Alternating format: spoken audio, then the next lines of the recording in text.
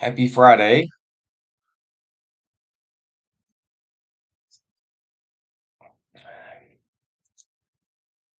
I've actually known what day it is these past 2 weeks because I have to give the dog some medicine, so I got to keep track of it. Usually I have no clue, and that's how I love it.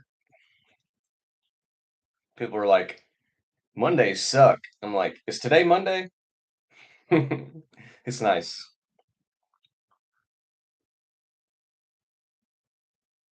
Mm.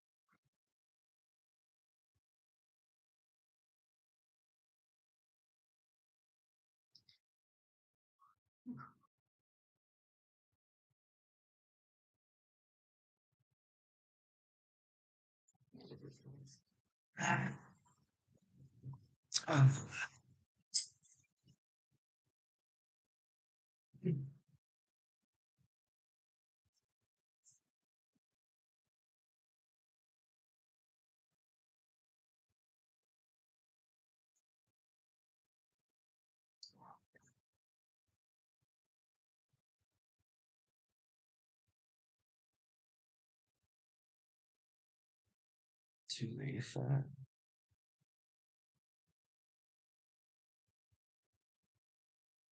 Here when this thing is going to start selling. Mm, Still not selling yet.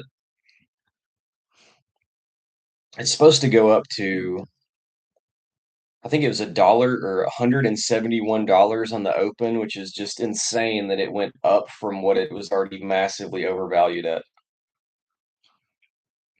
Who is out there buying SpaceX at $171 on IPO day? I think in 5 years it's going to be worth more than $171, but I think you're going to be able to get it for 100 in a couple months.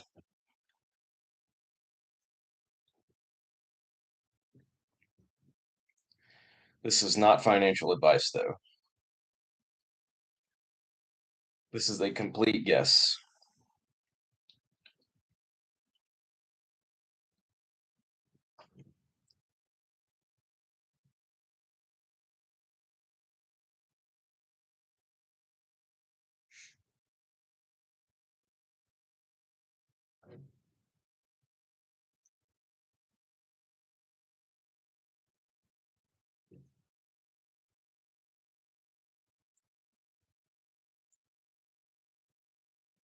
Doo, doo, doo, doo, doo. Damn, what did this? Man, we hit $3.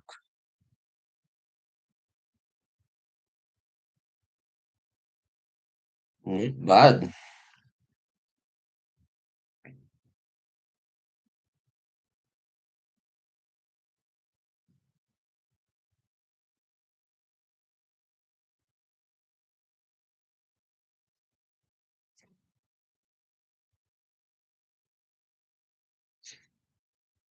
Anybody else got any predictions for SpaceX today?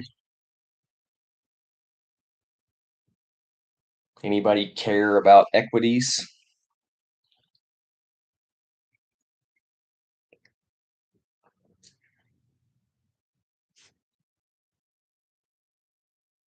The timing of this is kind of suspicious to me, but it should be an interesting thing to watch.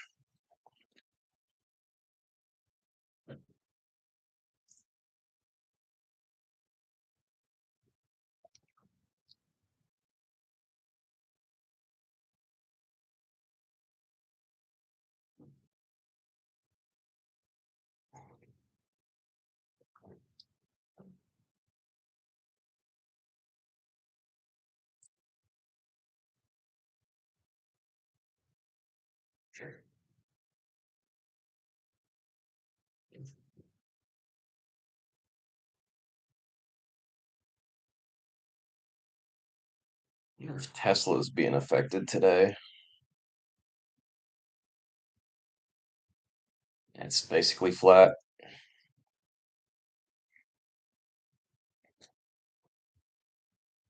I don't know. I feel like SpaceX IPA should make Tesla go down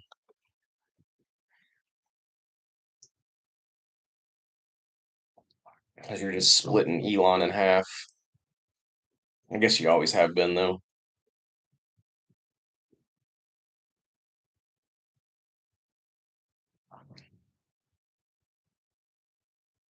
Dude, think about this.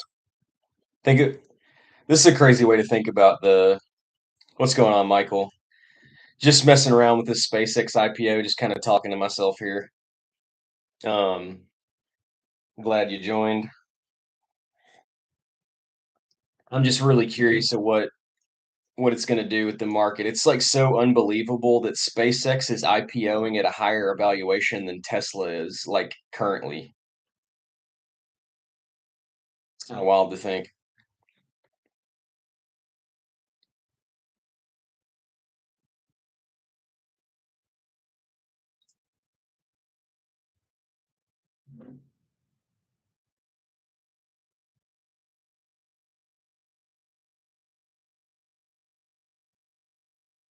Not sure if you have any interest in the market. It's something I try to keep a close eye on.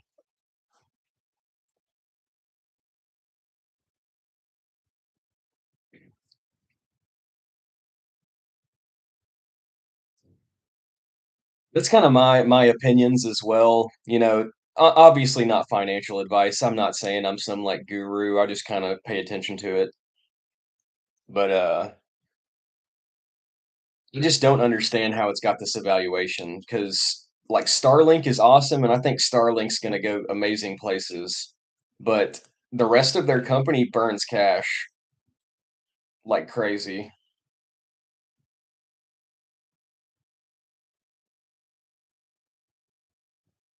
I don't really know exactly how it works, but once you go public, I don't know how much like funding you get from the government and stuff, like because that's how SpaceX survived is our tax dollars until they IPO'd.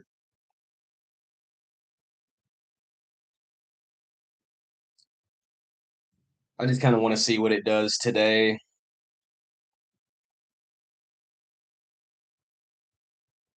It's a little bit suspicious too because they just removed the pattern day trader rule. So all these brand new, like literally this week, all these brand new day traders out there that have never traded before are going to be hopping in SpaceX and getting fleeced.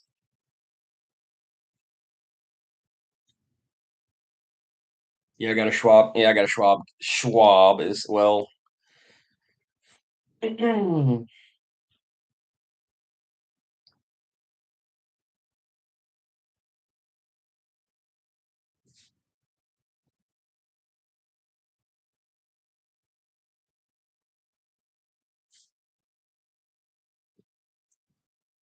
Been buying tech. Yeah, my portfolio is pretty risk heavy, but it's also in like AI drones. I mean, just like everybody else, it's not some secret that you should probably be investing in like AI at this point. People can say there's a bubble, but I don't know. People been saying there's a bubble for the last 5 years. Like eventually it'll probably pop, but it could be 3 years down the road. Who knows? And even if it does pop, if you're paying attention and invested in the right companies, those companies survive that, so it doesn't really matter.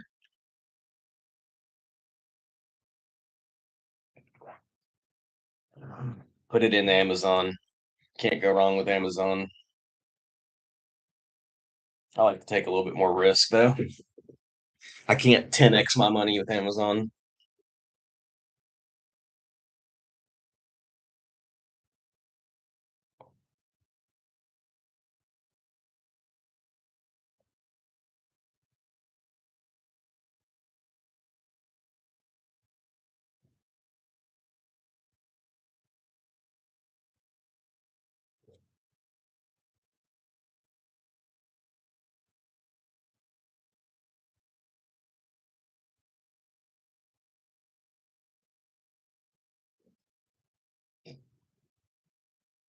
And I really wish I had two monitors. This is kind of hard to do.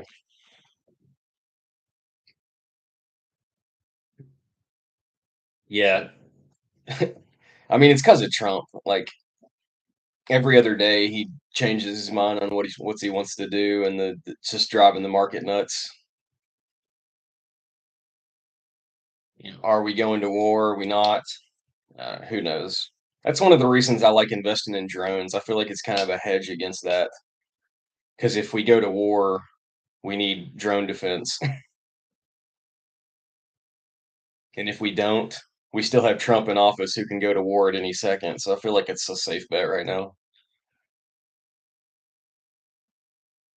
He could wake up tomorrow and drop a bomb on Canada and it wouldn't surprise me.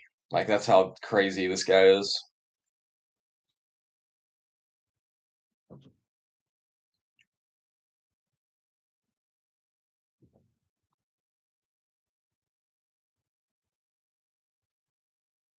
It's so weird.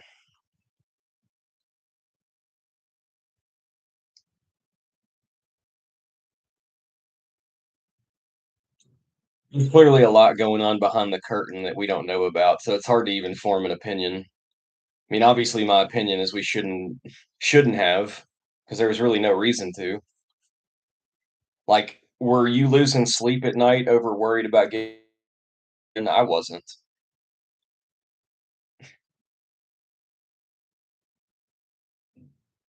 Like, people say, "Oh, they were working on nuclear capabilities." They're not bombing us. Their bombs aren't going to reach us. I don't know. Whatever.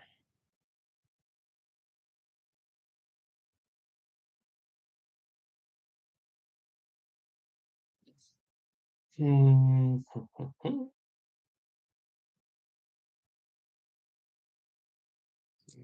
52, 280.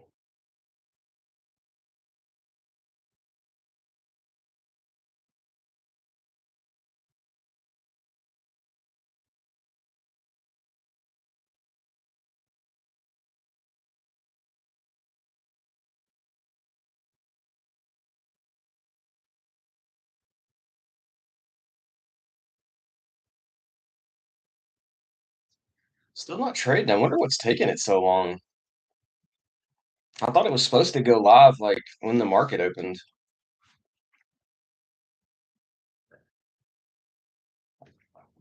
It's still even saying 135, but it's supposed to be boosted up to like 171.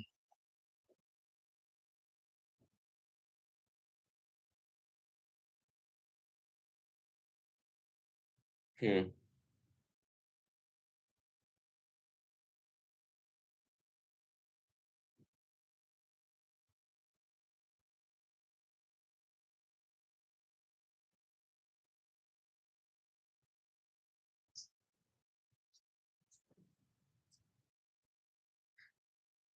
You got a big weekend planned or nah? My sister and my niece and her husband are on the way back. Um, they made their last stop yesterday. They should be here probably tonight sometime. They got like 15 hours left. So I'm gonna be off the hook pretty soon.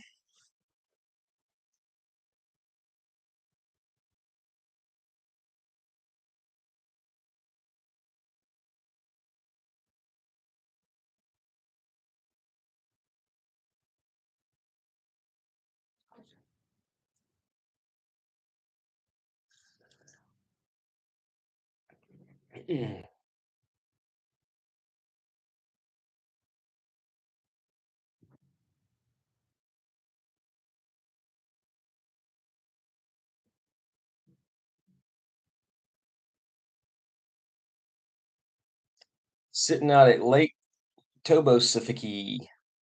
That's an interesting name. I'll just call it Lake Tobo. How about that? Heck yeah, dude. Man, I wish I was out on the lake right now. It's kind of like a grass is greener thing. Sometimes when I'm out on the lake, I would be like, man, I wish I was just in a house right now and not in the sun or whatever, but I need to get out in nature. I'm not doing nothing but trying to make some money, trying to survive. Aren't we all, brother?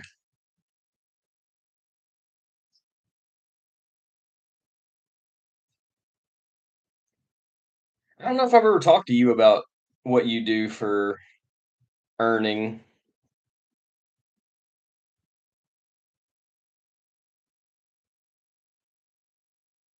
if you feel comfortable talking about it.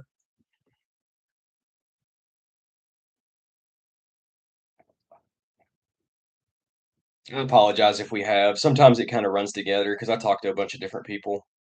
Um, I guess would be doing gigs, but not everybody does gigs, so it's just the easiest thing to do.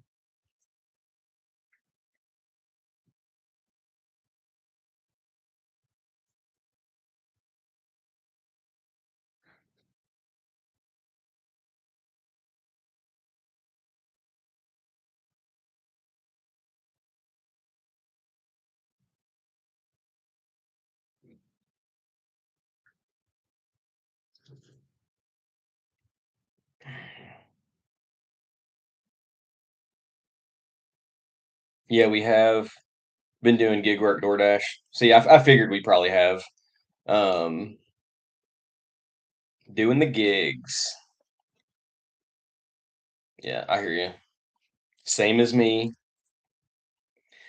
I'm trying to diversify my income streams, get more, get something that makes money while you're not actively doing it is the key.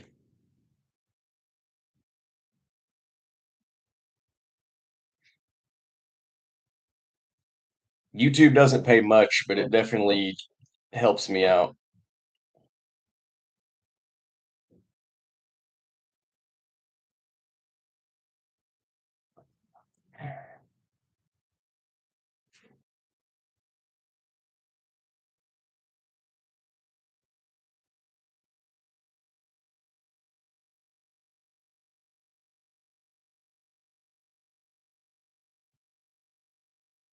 You plan on getting out and doing some gig work this weekend? Yeah, I know, man. I know there's a delay. It's all good.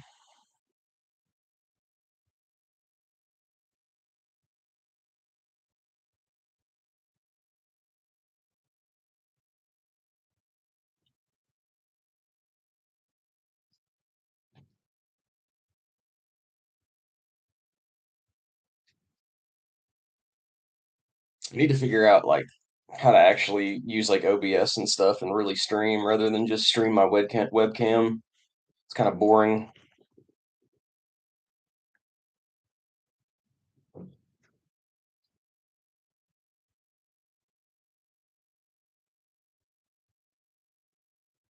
It looks like the market is not looking so good anymore.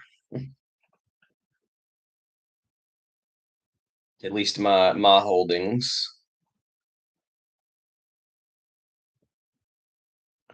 Delivery driving is the easiest money, definitely.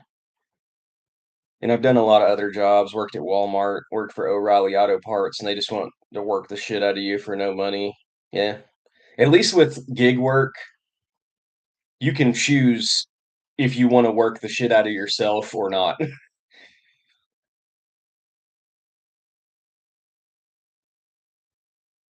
When you run to take a break, you don't have to worry about getting fired.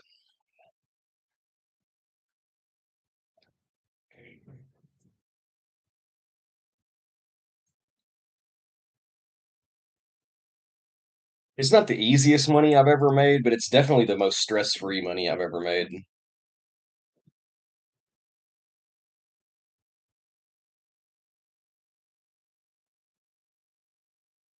It takes time to get there though, because gig work can be stressful if you allow it to be, if you're running around bad orders and dealing with people who are annoying and whatever. You got to avoid all those people, and then it can be stress free. Yeah, I'm door dashing a little bit. It's lunchtime now, and hot in Georgia. Yep, I definitely remember talking to you about this now because I was asking you about your town.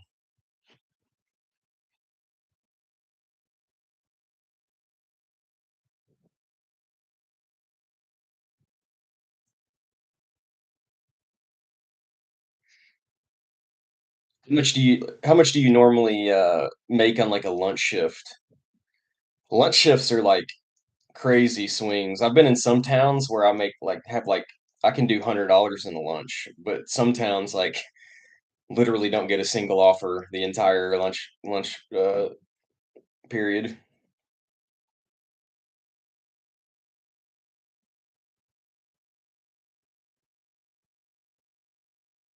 I've kind of been missing gig work to be honest. I haven't done any gig work and since before I left Bend, I haven't done any here. I don't like working in this town. It's just oversaturated, and I don't have platinum or gold or anything on DoorDash, so I don't ever get anything, any orders.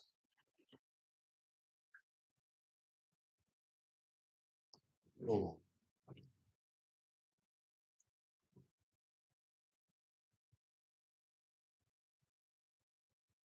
Let's see. Has SpaceX started selling yet?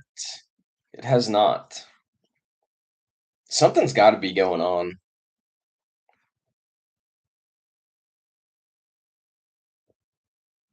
Maybe I'm just ignorant to IPOs. That's very possible as well.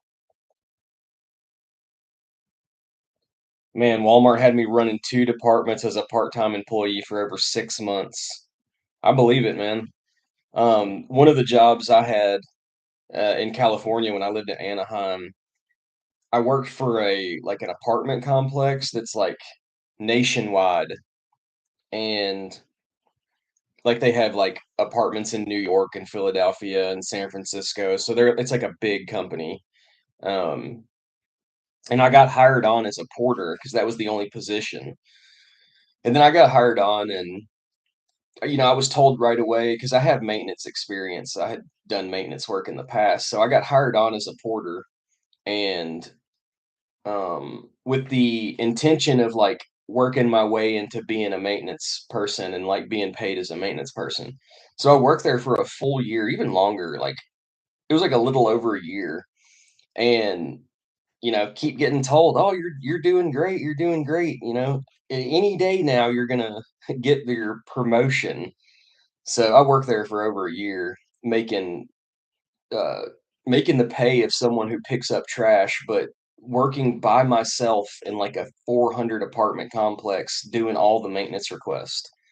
And also on top of that, I had to do my porter job because I was a porter.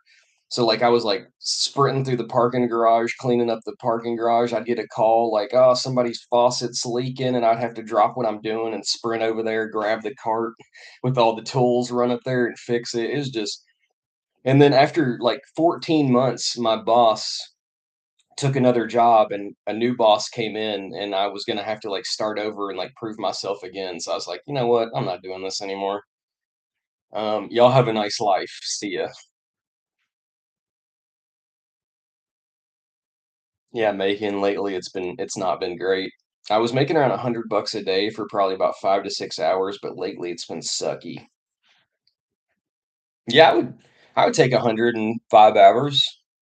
That's pretty much like my minimum. Like anything under $20 an hour doing gig work is like when I start considering I need to move on to somewhere else.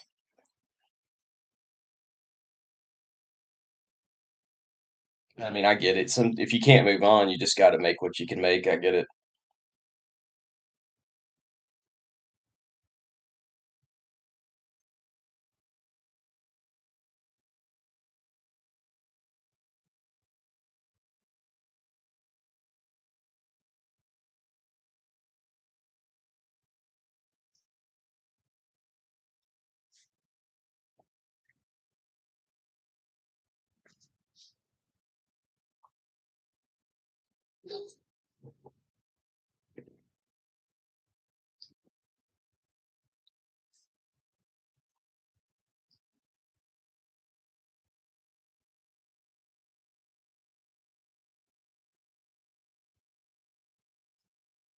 Yeah, that's what they did. They kept telling me how great I was doing and everything, but didn't give me any more money. I mean, that's just how it works.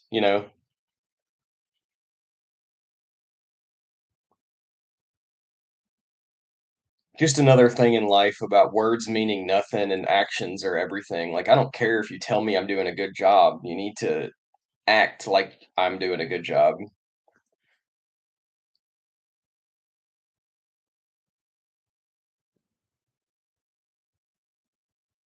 Yeah, kept. I was gonna say that's probably supposed to be kept, but then you typed it up. Kept telling me that they was gonna make me full time and wouldn't do it. It's kind of the same thing with me, man. It's just like, every time I came in for like a performance review or something, it was always great. And yeah, I mean, it's not the people that I work for's fault either. All the people around me had no power. The people that have power and make the decisions, I never even saw them. I never met them once. Um,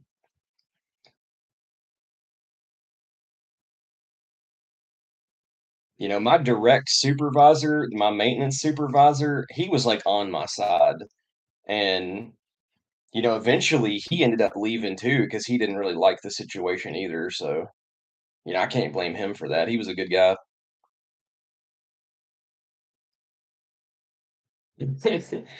Yeah, I know the feeling, man.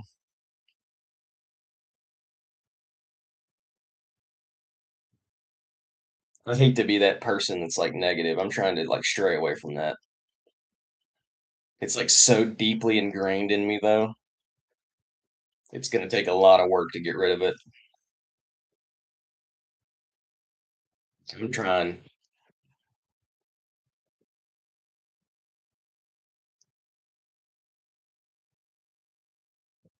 The best thing you can do is just take yourself out of that situation so you don't deal with it. Because if you don't deal with it, the longer you don't deal with it, the easier it gets.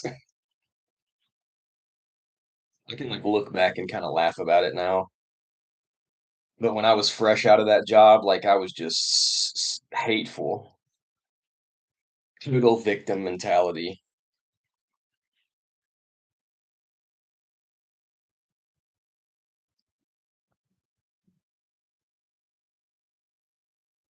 What is going on?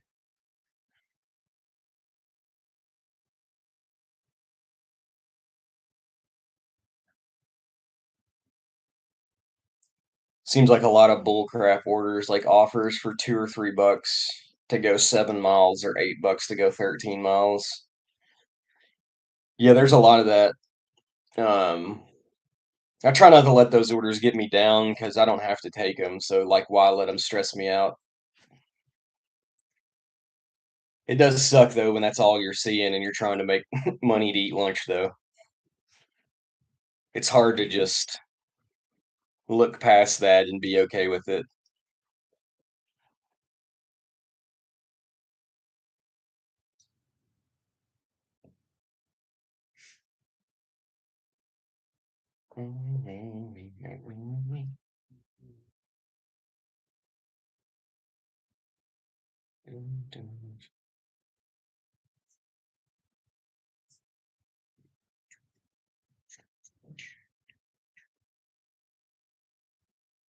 It's one cool thing about California though is you don't see any orders like that. With Prop 22, they don't offer you $2 or $3 orders because they would have to pay you on the back end with Prop 22 anyway, so they just show you up front what they're going to pay you for the most part. As long as it meets like because you have to make like a certain amount per hour here, or they pay you the difference. So, if they can't send you like they won't send you a $2, $3 order for 10 miles because they know for a fact that whoever takes that order is going to get the Prop 22 on the back end. So they just show you up front so it gets taken quicker and just out of the way when they're going to have to pay it anyway. But because of that, there's a lot more drivers here because for one, cost of living's insane. So even if you have like you and your wife both have full-time jobs, you both also have to do gig work if you want to survive because you need like four incomes to survive in California in your household. And that's not just a figure of speech, man. Like stress is directly linked to early death. So it is like actually killing you. Um, very slowly and stealthily killing you.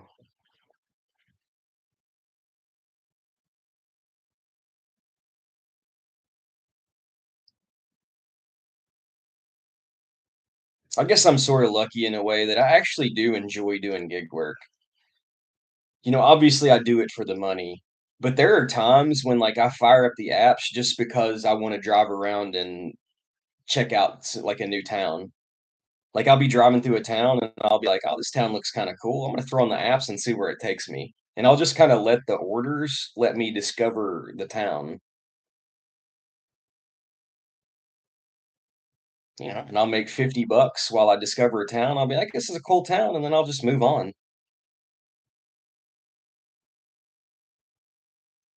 I found some cool neighborhoods and like cool little like parks, like cool little like rivers and like trails and trailheads, like all kinds of cool stuff just by driving around. It seems like that's about all they send me though. Well, they do that because they can get away with it. People are so desperate that, if they send out an order for $2 and you accept it and they make $8, why would they ever send out an order for 5 and split the money 5-5 with you when they can make 8 and give you 2? And people just don't think like that. Like the people that take the $2 and $3 orders are the reason that we don't get paid as much anymore. It's not the people tipping's fault. Um, if your food got delivered on time and hot when you tipped $1, why would you tip 5? I wouldn't. And I I work for tips. Like it's just not. Um, that's not true. I would never give somebody $1, but I get it from someone who's never worked in the industry to think that way.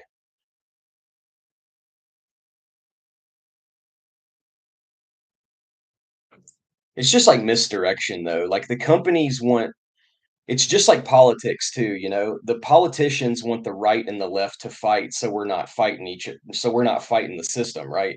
As long as we're fighting each other, we're not fighting the system. Same way with like DoorDash.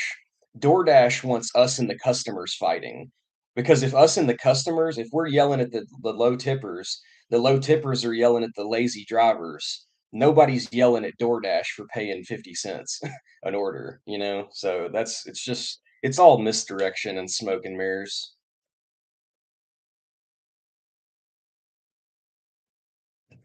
So I'm sitting out here on the lake smoking a big joint right now and not worried about it. You do you, brother.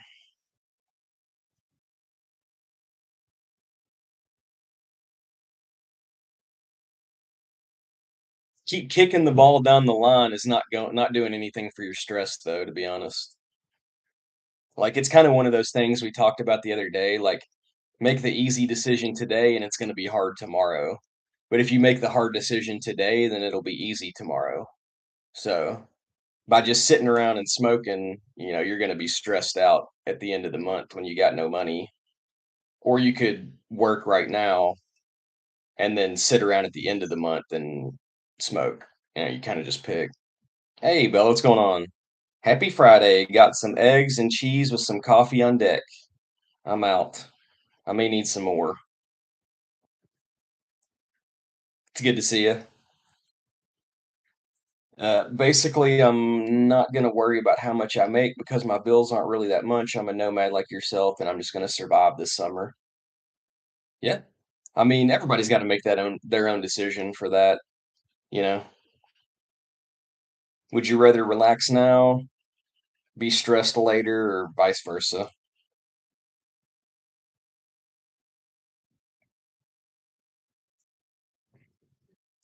Yeah, Bella, I got a close eye on the Space X IPO. I don't know what's going on with it. It hasn't started selling yet. I guess they're still just trying to get all their ducks in a row, I guess is the best way to say it. I haven't checked on it, man. Let me see if it's started selling yet. Oh, it is. Oh, it's All right, cool. Let's check out the chart. So it opened at, oh wow. Holy, what a swing already. It opened at 150. In its first 5 minute candle, 161 to a low of 134. I mean, that's not surprising. It's going to be interesting to watch today.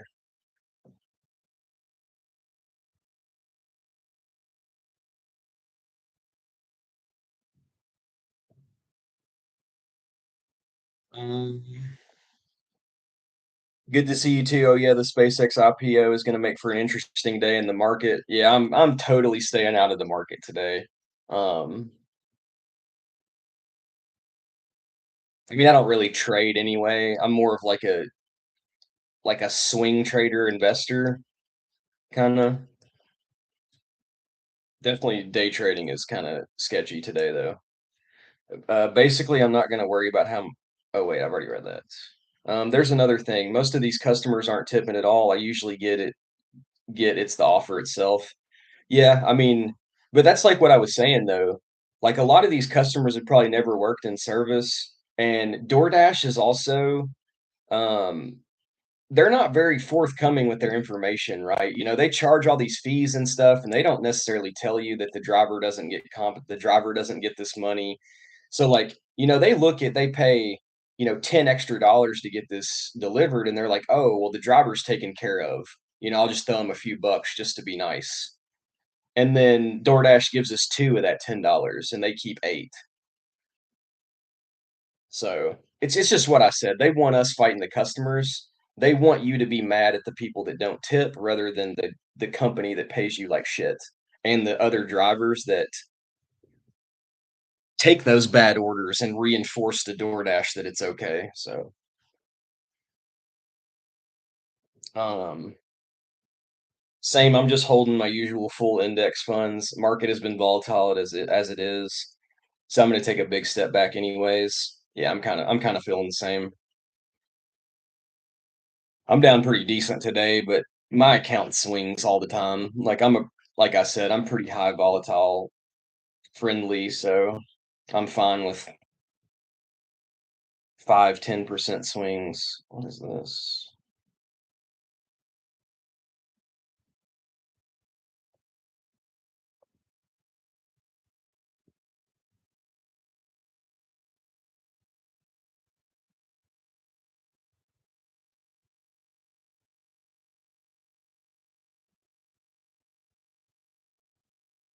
It's actually pretty stable around 160 right now.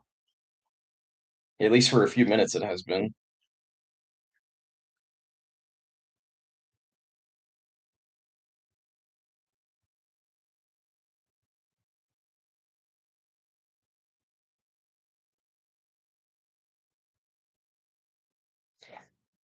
My computer's like chugging right now.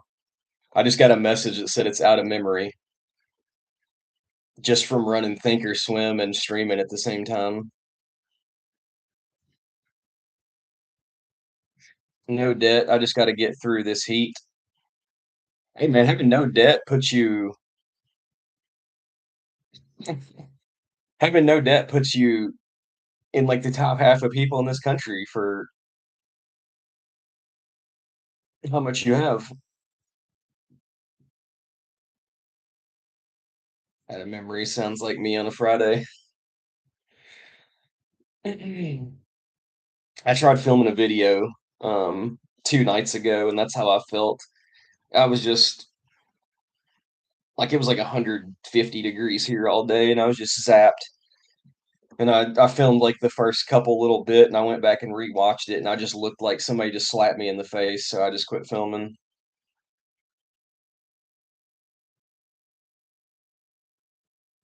Oh, nice. Work from home on Fridays at least. That's nice.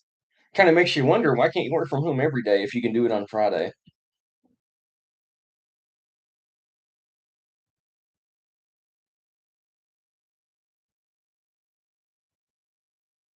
I kind of get both sides of the work from home stuff though.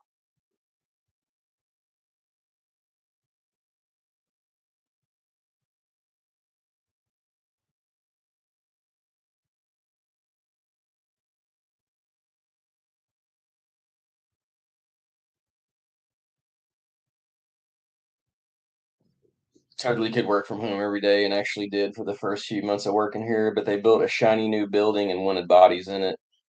Yeah, I mean, I get it. The only time I think that it's kind of obnoxious is if you get hired on like a full work from home position, and then once you work there, they tell you, "Oh, we're gonna need you to start coming in." That's when I'd be like, "Nah."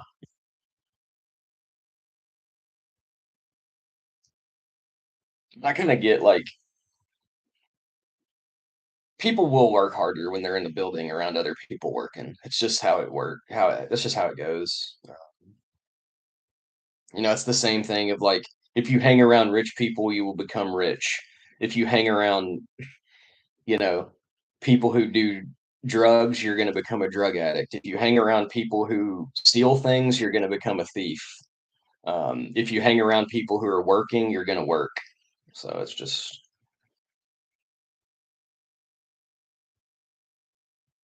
I truly believe in that. I almost said nah, but I was in debt at the time, so knocked that out in the first 6 months. Nice.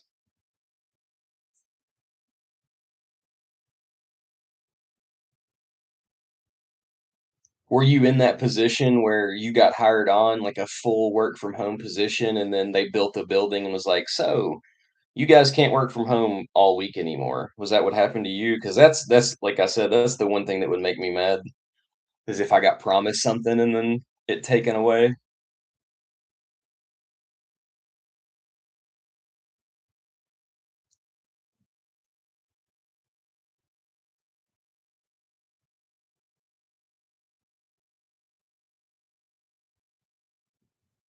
Any more luck in your car search?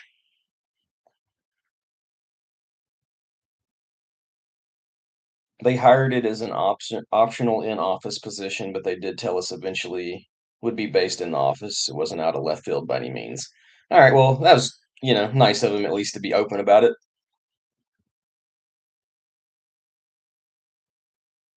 It would mean like so much difference to me if they were open about it and I got hired on knowing it, then I would have no issues with it. It's the like hiding it and changing their mind that would make me mad, not necessarily having to come in.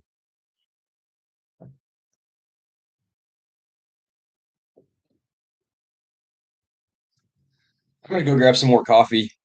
Um, I'm browsing cars at the moment, but not gonna be really active until September for the October purchase. Pre-Vs are popping up regularly though, and I'm optimistic. Yeah, good luck finding a V. When I was searching, I probably searched for a month or two, 3 months. I don't know exactly. Call it like 2 months, and I saw like maybe two or three Vs, but none of them had all the features I wanted. I hope you find one though. I'm gonna grab some coffee. I'll be back in like 2 minutes. Throw some questions in the chat, and I'll answer them when I get back.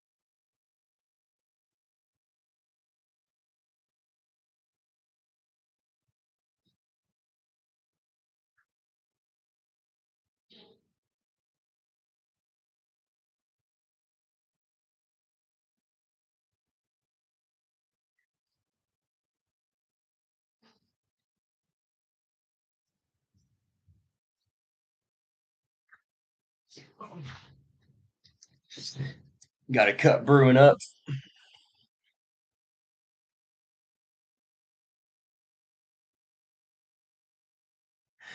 Yeah, this morning my sister and my niece and her what kind of coffee do you like? Whatever's cheap. Honestly, I'm not too much of a coffee snob. I'll drink whatever. Like my normal coffee is I was Panera Sip Club is like my favorite thing because it's like 15, 16 bucks a month. And I can go to Panera every morning and I usually drink like 2 cups of coffee. So that's like 60 cups of coffee for 15 bucks like per month. So that's what I do. But in Bend, there's no Panera in Bend. So I canceled my Panera Sip Club and then I just did McDonald's because in the app you can get 99-cent coffee every day. Um, you're a product of your environment, absolutely. No truer words have ever been spoken. I'm kind of a coffee snob, I'll admit. That's fine. I enjoy good coffee, but good coffee is way too expensive. Paying $6 or $7 for a cup of coffee is psychotic in my mind.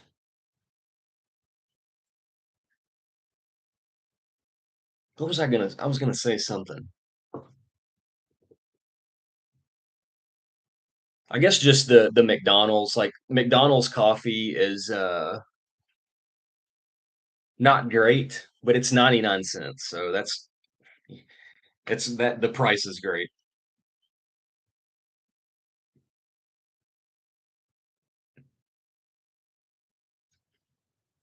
Yeah. It's just a little bit tougher to make good coffee in a car. Most people that do coffee in their car is just like instant coffee or like a little tiny Keurig or something. I can't grab my coffee, it's done.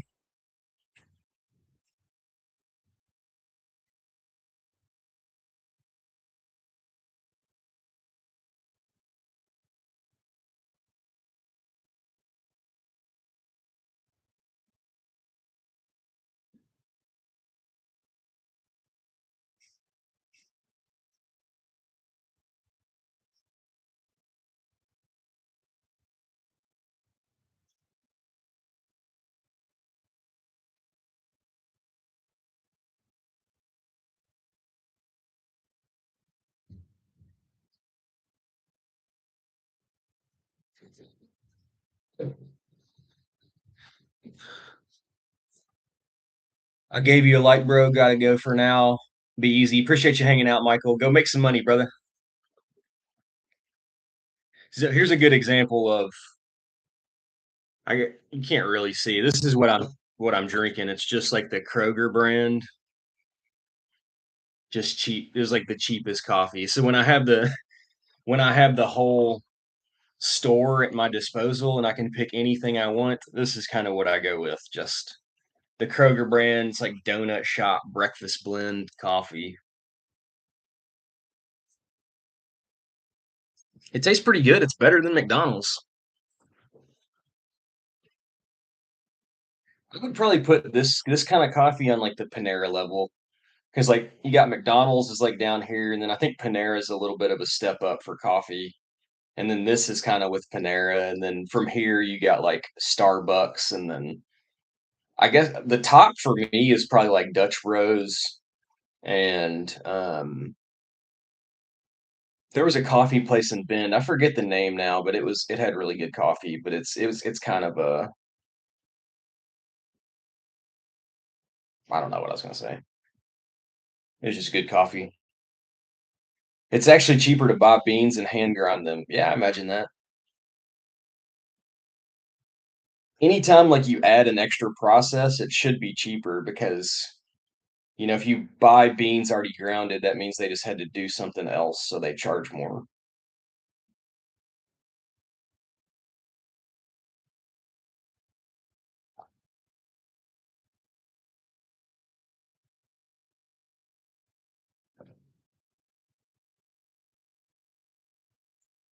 I missed this out. I missed this one. Planning on making my own cold brew in my car. All it takes is a grinder, hand cranked options, and a mason jar with a metal filter. Pretty cool. I don't drink cold brew that often.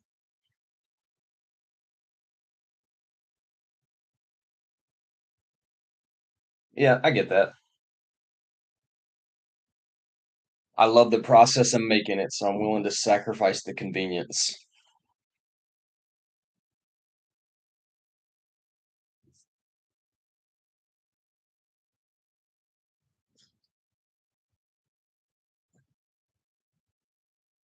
Are we still a 160? 164?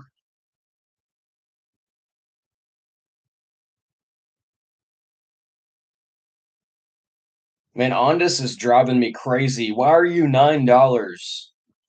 We're in war. You should be $15.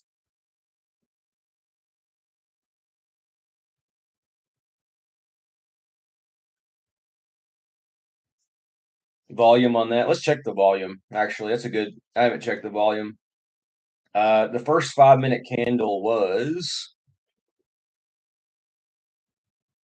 um. Why is that not telling me the volume? Oh, there it is. 82.5 million shares in 5 minutes. You know, I don't really have anything to compare that to, but that sounds really high.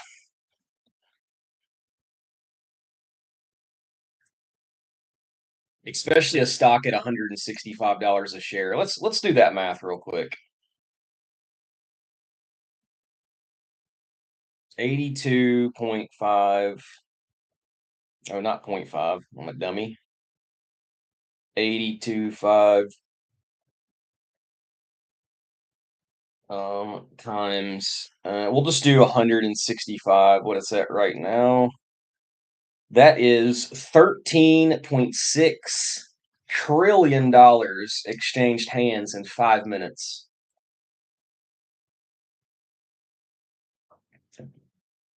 All those all those angel investors are popping champagne right now. $13.6 trillion in 5 minutes. Absolutely insane.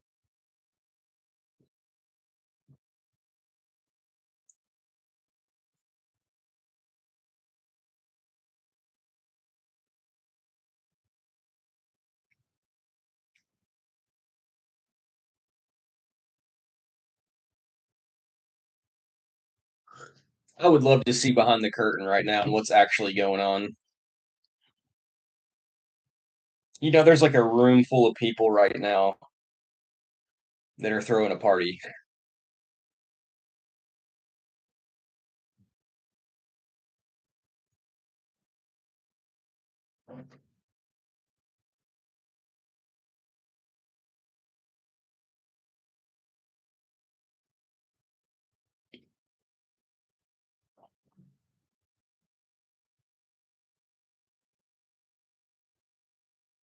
So 155 looks like the real low.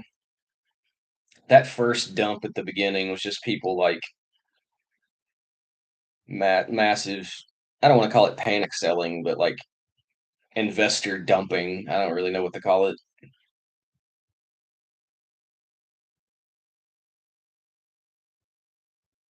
I feel like if we break below 155 again, anything can happen.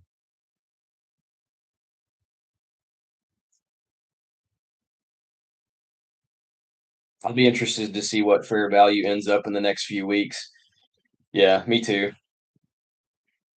Like I said, I have a great outlook on SpaceX long term. It's just massively overvalued. Like I was looking at this today. Let me see if I can find this so I can give you exact numbers. So Otto, I was looking at Tesla. Uh, where's Tesla at? Oh wow, Tesla's down 11. Tesla's down 2.5% today, which is not surprising. But Tesla's market valuation is 1.46 trillion. So just call it 1.5. 1.5 trillion. Tesla's like a company that's proven itself. Tesla's have taken over the auto industry. Tesla makes a lot of money. I mean, they're burning a lot of money in robotics and stuff, but they make a lot of money on cars. Um, and it's valued at 1.5 trillion. SpaceX burns all they do is burn money. They don't make any money. They get tax dollars to build rockets and then they burn the money. I mean, Starlink's going to be good. I think Starlink's going to be great. But there's no way that this company is worth more than Tesla right now. It's like it's crazy.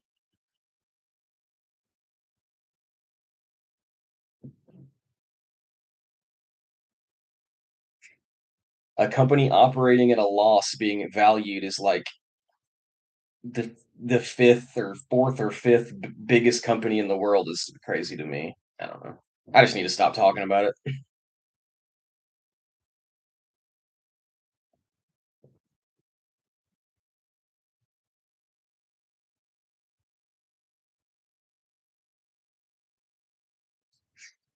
I truly believe that Starlink is like the internet of the future.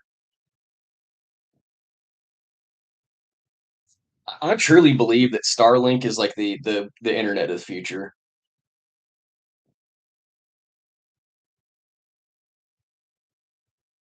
I think while I would love their prices to come down, I think pretty affordable. It's only what, like $50 a month? Like you pay more than that for landline internet, don't you? I haven't bought either or I've never owned Starlink and I haven't paid for internet in a long time.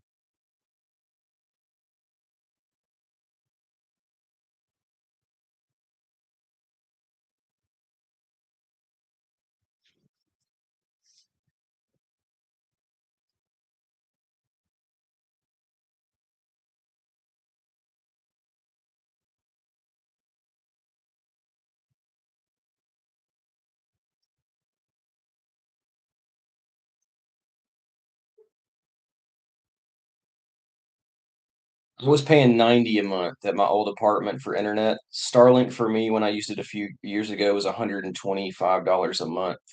Might be because I was in a remote region. Well, it's easy to look. Let's check.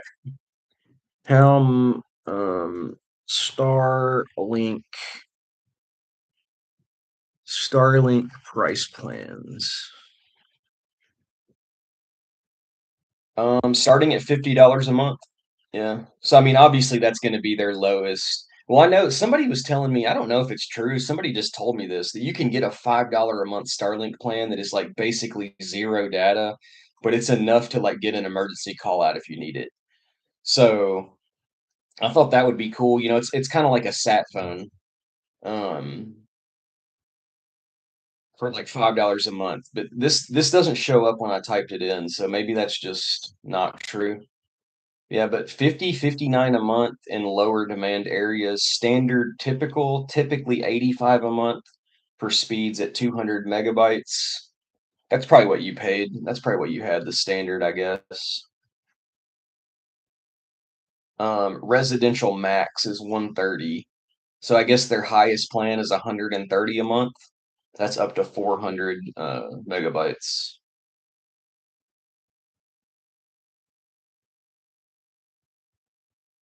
Mini plan, oh, that's home. Fixed location. Those were fixed location prices.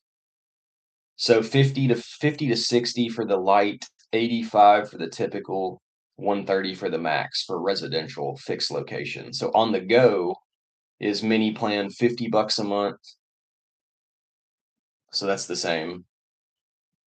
Um, Rome 100 gig is 55 a month, which is like the same thing.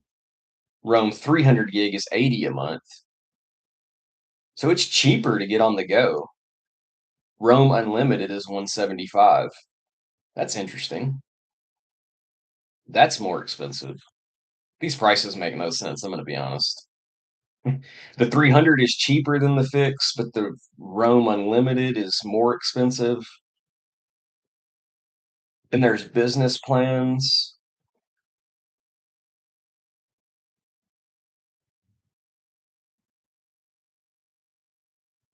And then of course you have to buy the dish like up front, so two to looks like $200 to $400 depending on what dish you need.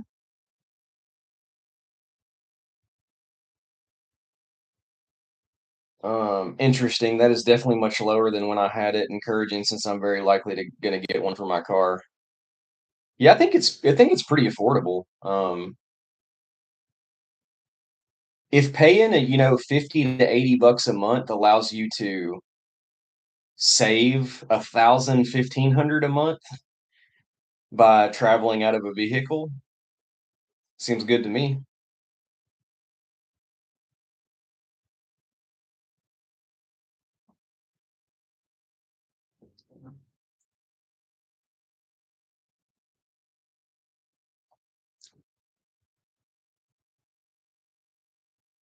I would be much more likely to just jump in and do it if my hotspot wasn't like I don't ever have issues with my hotspot. Obviously, the main downside is sometimes you camp in places where you don't have service and hotspot doesn't work without service. So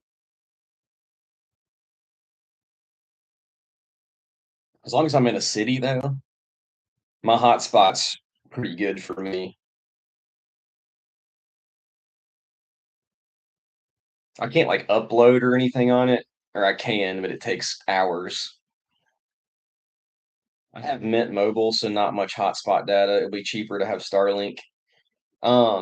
I have Visible. I don't know if you've ever heard of Visible. It's a, it's a, I mean, they're fairly new, but they've been around for a while, and they use T-Mobile towers. Um, I have an unlimited data and unlimited hotspot plan, and it's 35 bucks a month for unlimited data and hotspot. You can even get it cheaper. There's like a $20 a month plan, but I upped mine for I upped mine to 35 for like more 5G, just better service. Who knows if it's actually true, but I definitely feel like I get more 5G on the better plan, so 35 bucks a month for unlimited hotspot is just crazy. I came from AT&T where I paid like 100 bucks a month for just my phone.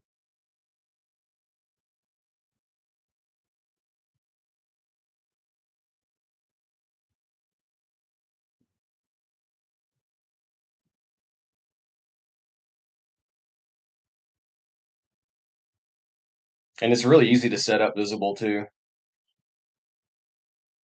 Mint has unlimited plan, but it throttles at certain data amount. I also made the switch from AT&T. Yeah, screw AT&T, dude. Screw all the big phone and ISP providers. Like, why would I use AT&T or T-Mobile when I can get a plan that's a third of the cost that uses the same towers?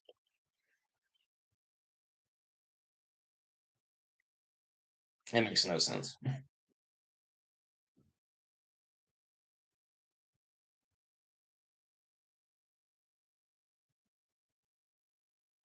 Still rocking my iPhone SE with the home button too, 4 years old. I'm a Galaxy Google. I'm a Samsung person, just kind of what I'm used to. I don't have anything against Apple really, but I started with it and that's just what I'm comfortable with.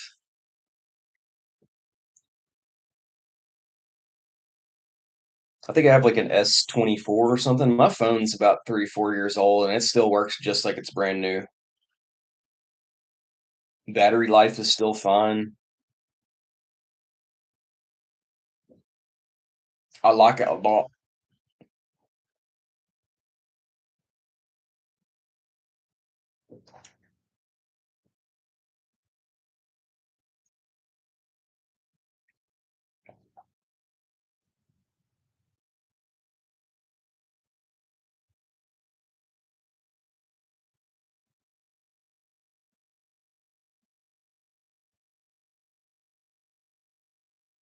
Oh, damn. Did you see that drop? I missed it. In this 5 minute candle, we hit 149.83. Actually, 150 on the dot is the low. That looks like manipulation to me. Dropping to 150 in a 1 minute candle on the nose, like 150.00, and then popping back to 165. Hmm, that's not fishy at all.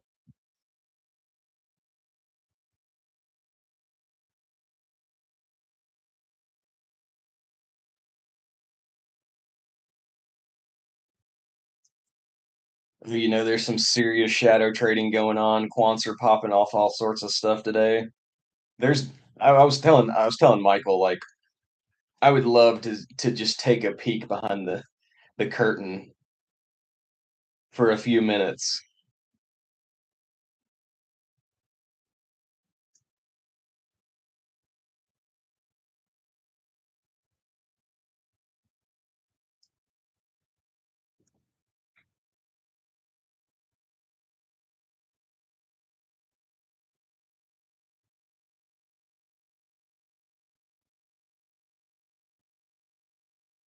There are some interesting YouTube channels from former quants that talk about their experiences.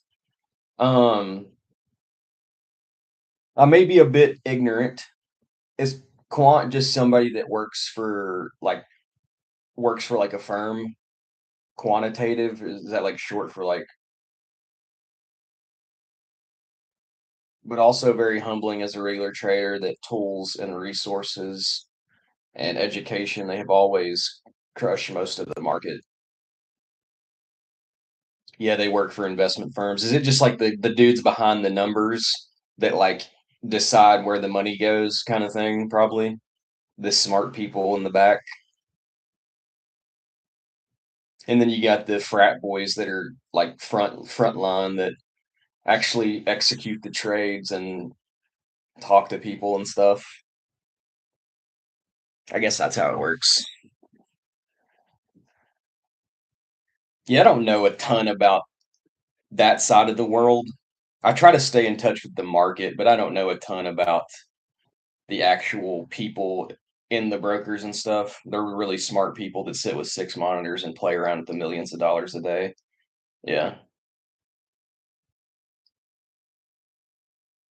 Respect for those guys, man. Guys and gals.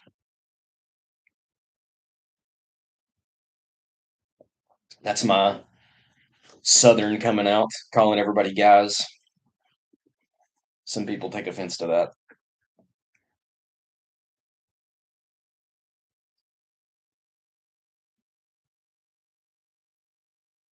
I mean, there's probably some cool docs out there. Hey, what's going on, John? How we doing today? Yeah, I don't really mean anything by it, but I just like to correct myself because some people are like, I'm not a guy. It's like, chill out.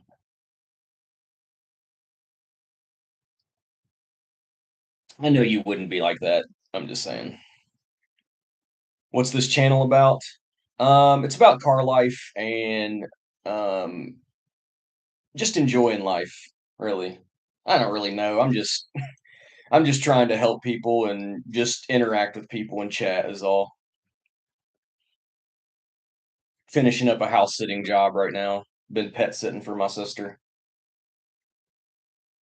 I'm sure that'll probably be your next question.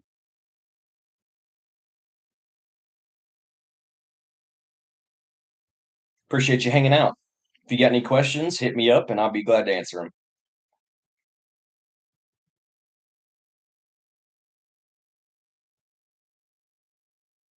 Cool. I'm backpacking out here in Tahoe National Forest. Man, I love me some Tahoe, dude. That's awesome. Lake Tahoe is such a beautiful place, if that's what you're talking about, I'm assuming. Got a few bars, decided to check out some streams. I'm glad you found me, man. Pretty cool. Right now we're just messing around watching the SpaceX IPO. Speaking of, Sitting around 165 still after that massive dump in the last candle.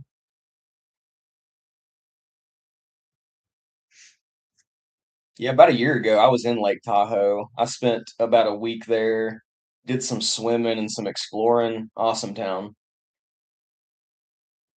It's not very car friendly though, but I totally get it because people are probably just so annoyed with vans just constantly in front of their house because it's a place that attracts people like me.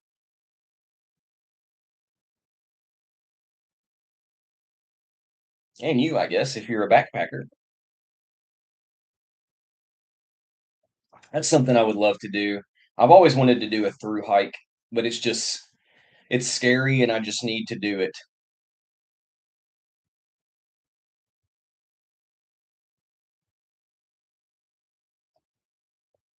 I got a lot of respect for through hikers. This is a good question. Does the PCT go through Tahoe?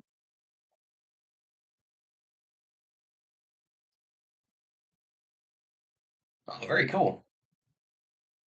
If you ever go fishing out here, yellow power bait is the ticket. Heck yeah, dude. I haven't been fishing in a long time, man. It's hard to fish when you live in a Prius. I don't really have room for poles.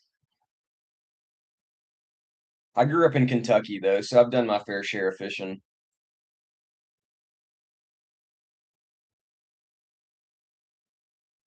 I hiked a portion of the PCT in Tahoe, some of the best trails. I did not realize that the PCT went through Tahoe. That's cool. PCT would definitely not be what I started with, or I would kind of do what you did and maybe just hike a portion of it.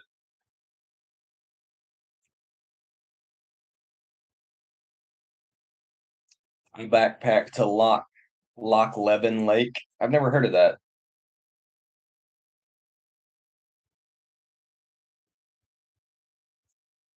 I did a 25-ish mile portion starting in South Tahoe and ended near Truckee. Very cool. See, I'm the type of person that like wants to do a through hike, but that's just it gives me anxiety. So I need to break it down into smaller steps of why don't you just go do a 10-mile hike, bro? And if you can do that and enjoy that, then maybe you can start thinking about upping the mileage a little bit. Where I'm at is near Truckee. Small world. Heck yeah. It's kind of funny when I was in Tahoe, um, for whatever reason, when you do Uber Eats, they don't allow you to work in California, but you can work in Nevada. So I would spend, I would spend the day in Tahoe and I would drive down the hill to like Reno and go work at night and then stay in Reno at night and then head back to Tahoe when I wanted to relax. I didn't make the trip a ton, but I did it a couple times.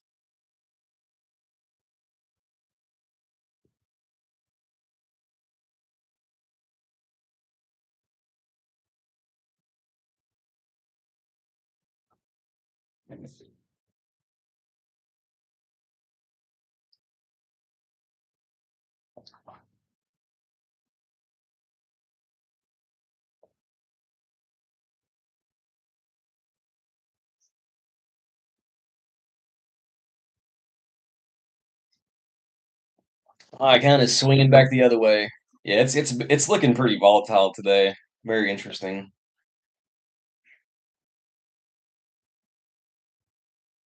Not surprising at all, though. The attention is definitely elsewhere.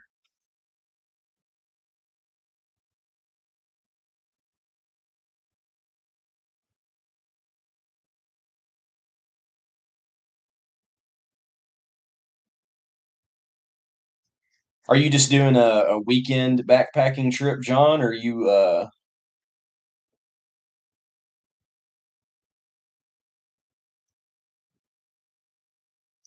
it was good chatting with you. Now I'm going fishing. Heck yeah, dude. Have fun fishing.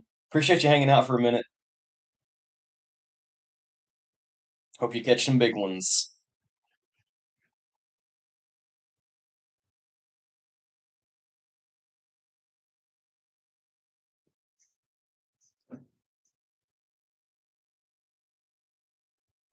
Hey, kitty. Hey, kitty. Ollie, come come on. You come up here. Oh. You want to say hi? Say hi.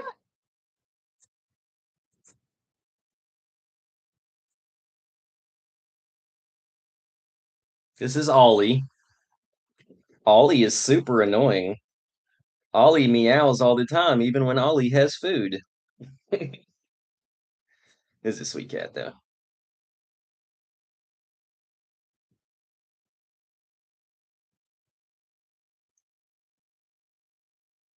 I love me some cats. I used to be like a not really a dog person and more of a cat person, but I think now I'm just kind of a both person.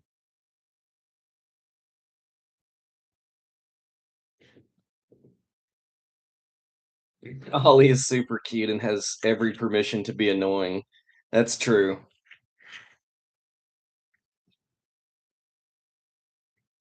He is purring like crazy. Can y'all hear him purring?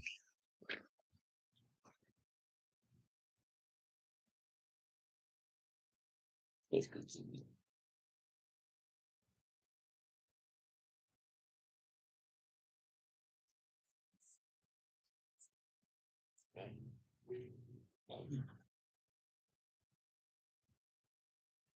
He turned this way. That's kind of bright. He's like, play with me.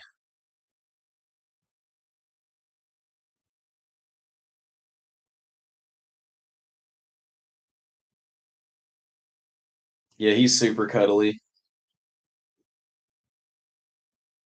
My mom's cat at home is like the complete opposite. Is like a normal cat, standoffish, and you bend down to touch him, and they like he can be sweet sometimes, but most of the time he's just like, leave me alone. It's kind of funny too when we got the cat. Um, my sister rescued the cat out of like a drain in Nashville, and we didn't know it was a boy. And for the longest time, we thought it was a girl. We named it Millie. We call it her, and we did for like a year. And then one day, my brother was looking at the cat and was like, "You realize this cat has a penis, right?" And we were like, "What?" So we still call her her. We've had the cat for like 10, 12 years, and it's still a her, and we still call it Millie and all this stuff, but it's a boy. It's kind of funny.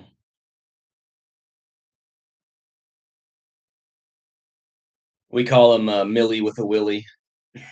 My brother coined that phrase. Oh, Millie with a willy.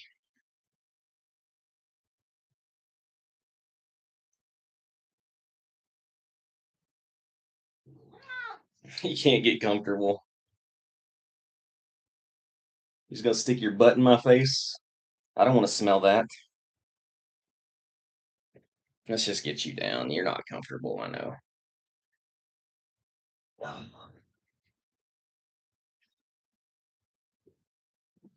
My sister and my niece are gonna be back tonight. They're about 12, 15 hours away. Yeah, I know. I'm like under the table, so he doesn't have much room, so it's my fault, but whatever. He's got much more comfortable places to hang out.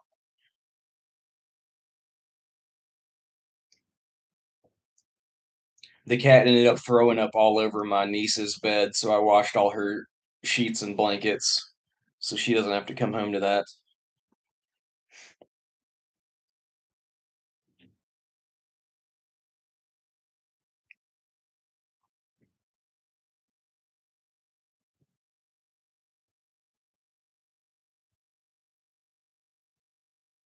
Dun, dun, dun, dun.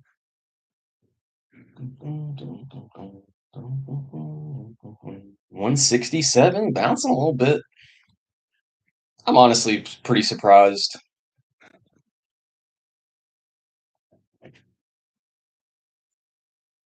That's one thing I don't miss about having a cat, but them just being all up in your business all the time.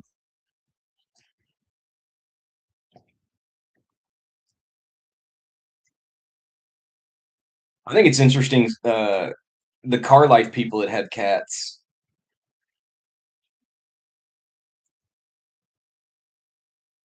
having to like walk your cat and stuff. I think it's funny. One time when we moved across the country, yeah, duh, sorry about that. Yeah, the random messes you find in your apartment. Yeah, I guess I just completely forgot I said that. Yeah, and it's not even like, they're not sick or anything. It's just like a hairball that causes them to puke after they've eaten. So pretty sure all cats are similar in that way, just puking all over the place all the time.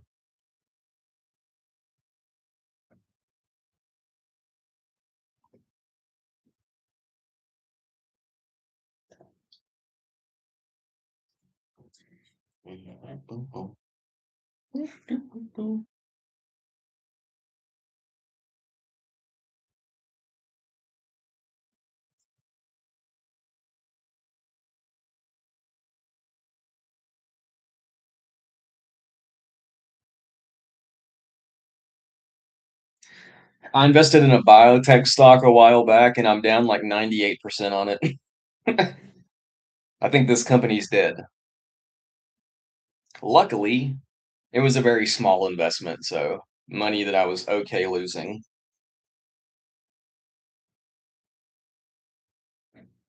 Let's see here. I'm down 98.4%. They've done a reverse split. It was $15 on the split, and it's down to 24 cents right now. Yeah, this company's completely dead. Like they just keep on like splitting and just trying to stay alive. I'm surprised they're not delisted yet. Yeah, it's all good. Like I said, tiny investment. Like we're talking like $100. Like who cares? I use Thinkorswim, which is Charles Schwab.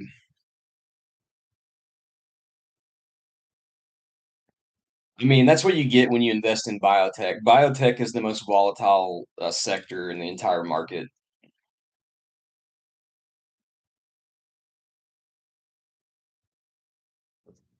because like the only like they're constantly dying until they have like breakthroughs in medical science or whatever, and then when they have a breakthrough, it like 1,000 X's.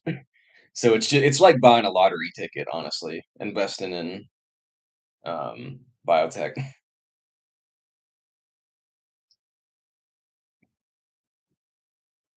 It's kind of like meme coins. Biotech is like the meme coin of the equity market.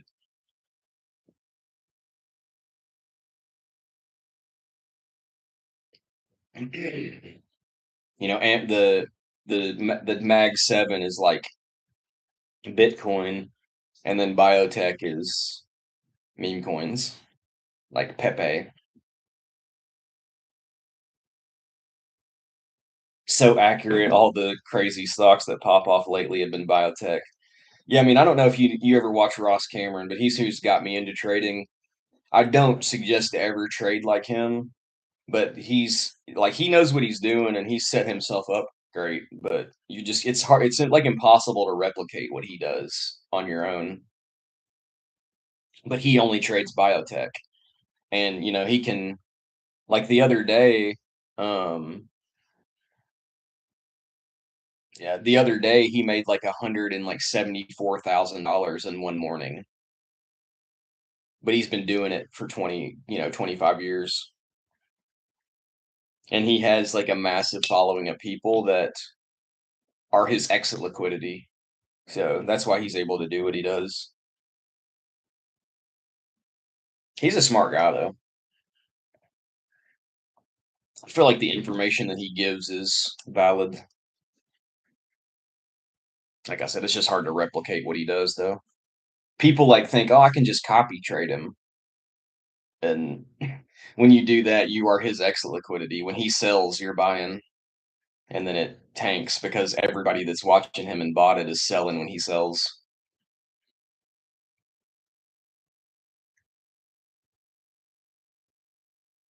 Summary and Fidelity. Yeah, I had my 401k that I had a long time ago was Fidelity, but I didn't know anything about trading then. I was just like the normal person who just said, take my money and put it where it's safe, and I'm not going to pay attention to it. So I don't really know much about it. That account is no longer there. I cashed that out during COVID because I was stupid.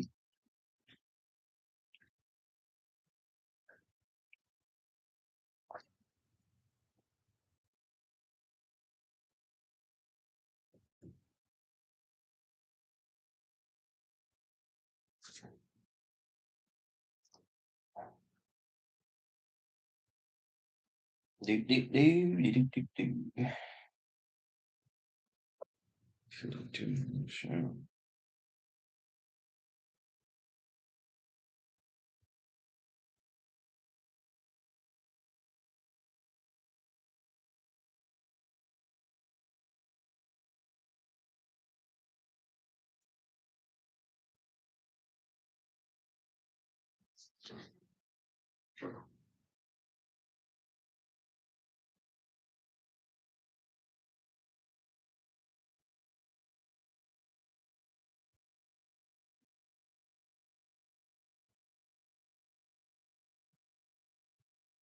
I was importing my trades the other day to the thing that I use to like look at my stats and stuff on my trades, and I missed a day, and it looked like I had a short position open on a company, and I was like freaking out for a minute.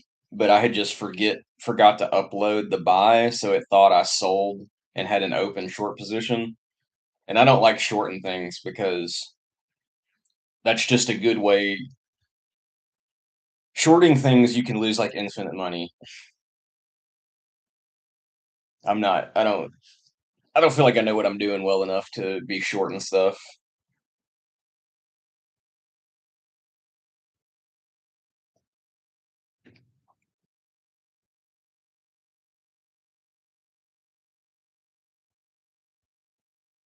What's going on, Jeremy?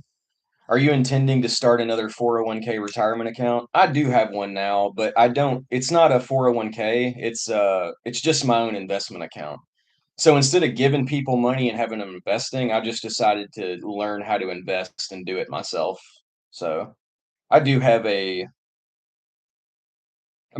technically a retirement account because that's what my purpose of it is, but it's not a 401k. It's just my brokerage account, trading account, whatever you want to call it. Yeah, exactly. I'm not even attempting that until I learn way more about it.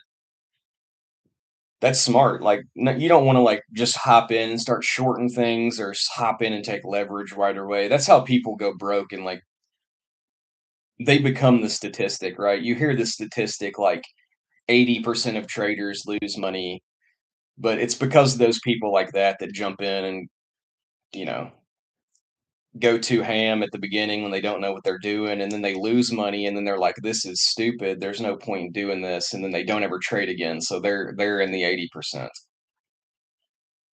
That's just how it goes.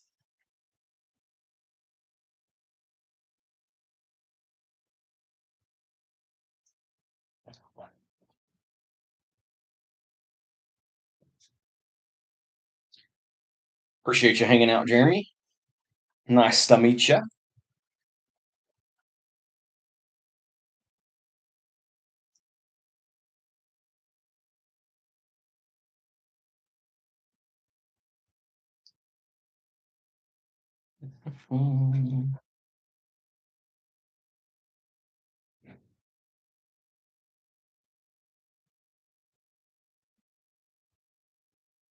Hey, what's going on, Wobbly? Good to see you. Thanks for hopping in, buddy. How's life treating you?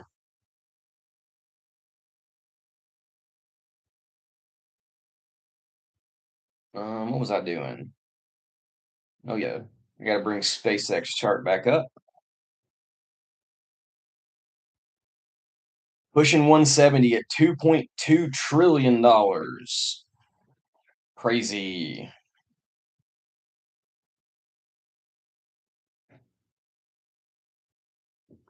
So far, no complaints. I'm installing some solar on the ranch this morning. That's cool.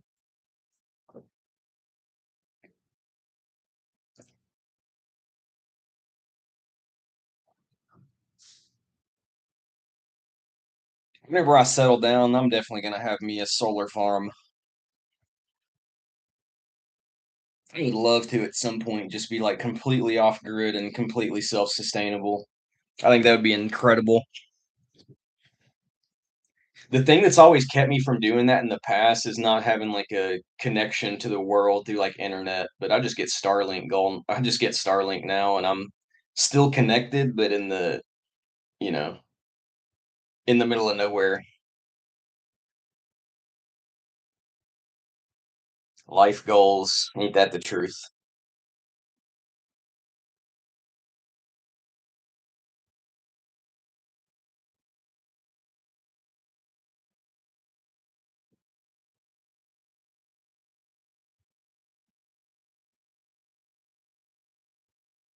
I go down the rabbit hole on YouTube sometimes. I like off grid living.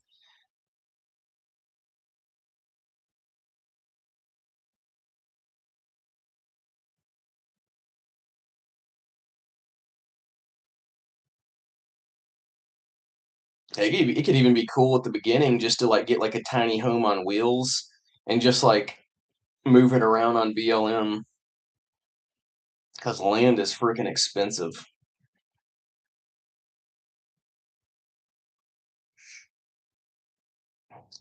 I miss being on the road, but I'm in the chair now and haven't found the giddy go to truck the 450 pound monster around. Yeah, I hear that.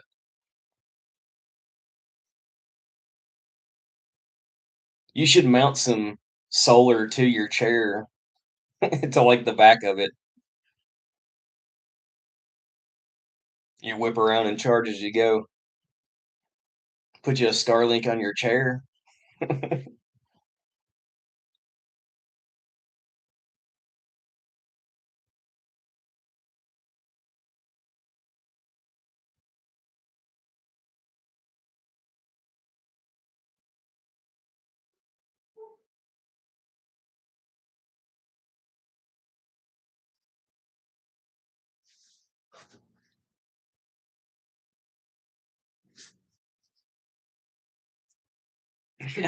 Got AAA for wheelchairs.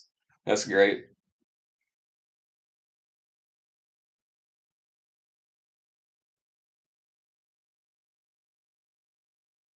Carry a spare around on the bottom.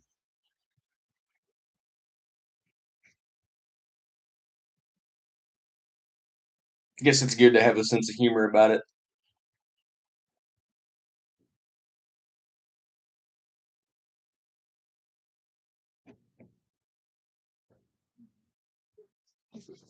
I gotta go check on the dogs. They're barking.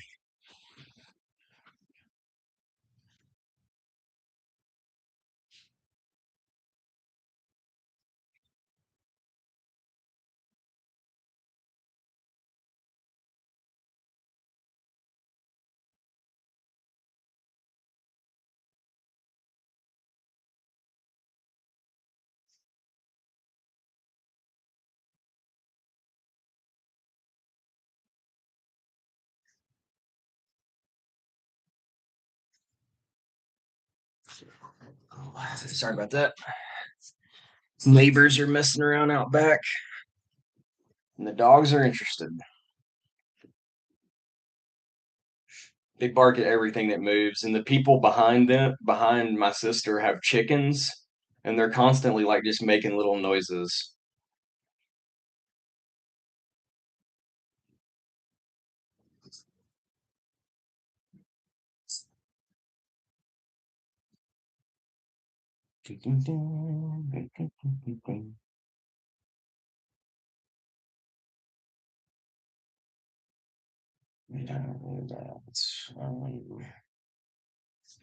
It's a depressing situation if you make it that way. I figure whatever the man upstairs throws at me is what I'm supposed to experience. I have accepted my new baseline and I'm living accordingly.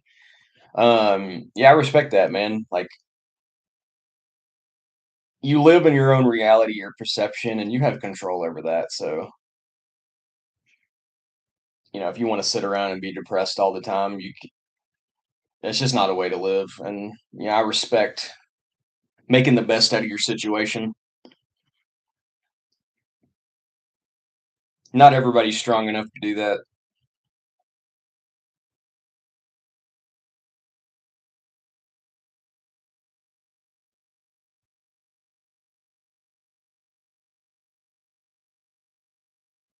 You ain't letting it slow you down. Look at you. You're out there installing solar panels.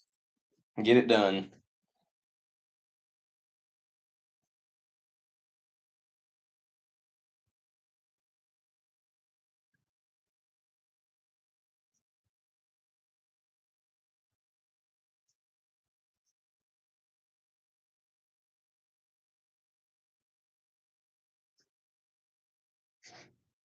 Hey, Bell, I wanted to ask you, what kind of games do you play when you streamed, or did you just stream DJ stuff?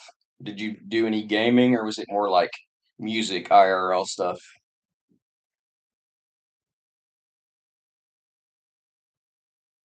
Not everyone is strong enough to get on YouTube and put yourself out there. I can absolutely respect that, and I'm trying to get there.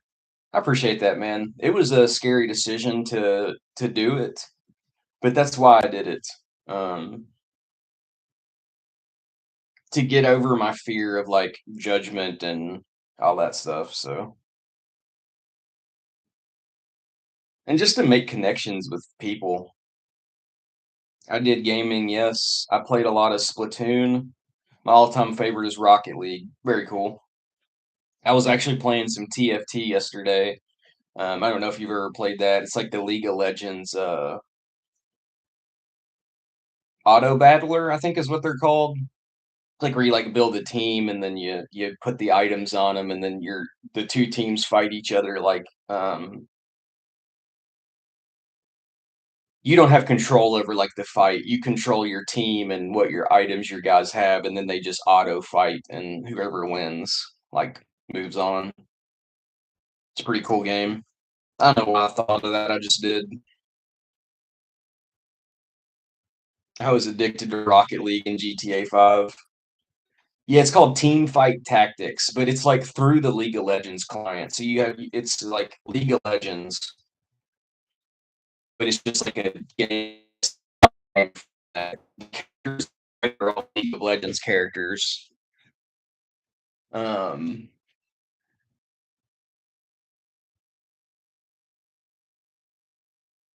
I've never played any Rocket League though. I know what you're talking about, but I just never played it.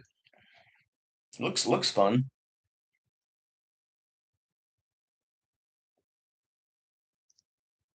I played me a lot of GTA 5 as well. Um, and I for a long time I used to watch GTA 5 RP. I always thought that was fun. Where they like and it's like a story arcs and like things like that. Rocket League for the win.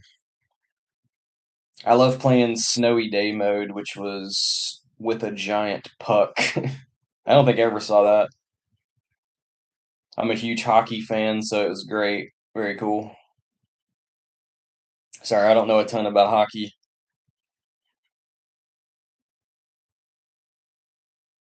Hockey was not very big in Kentucky.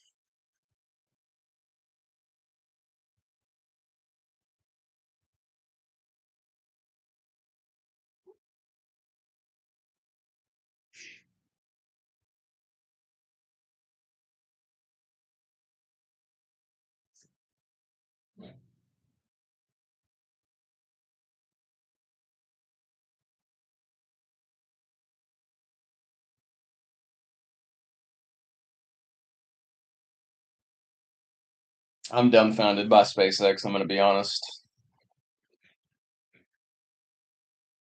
Still early though.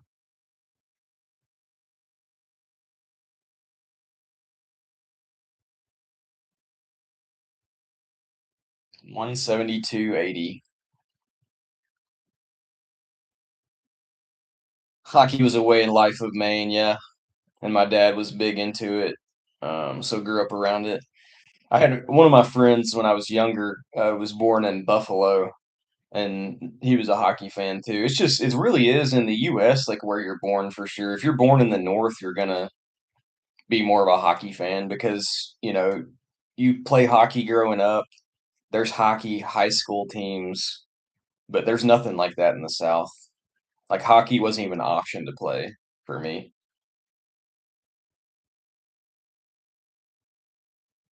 Like the closest thing to hockey in our my town that I grew up in is like rec, like where you play like a rec, like roller hockey, like on skates in on just like a basketball court. That was like the only thing that the closest thing to hockey for us.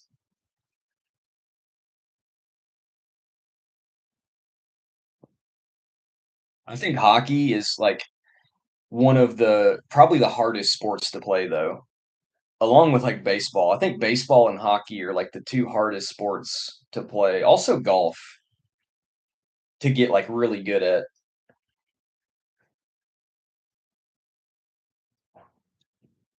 I grew up near Philly and went to Flyers games when Hextall was pucking around. See, I don't know who that is. That shows you how much I know. I guess that's a popular player. Thank God, the dogs again.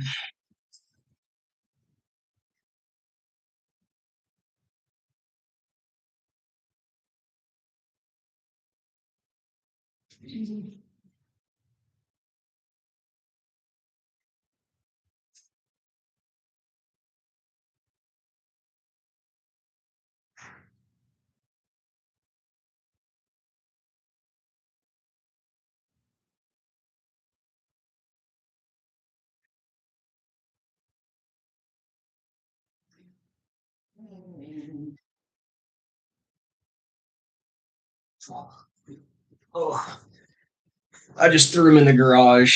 While my neighbors are out there, I'm just gonna keep him in the garage for now. Ron, I guess it's Ron Hextall. Such a legend. I'm a Pens fan, but still respect that dude. Pens. Who are the Pens? I'm learning so much today. Pens. Penguins? Pittsburgh?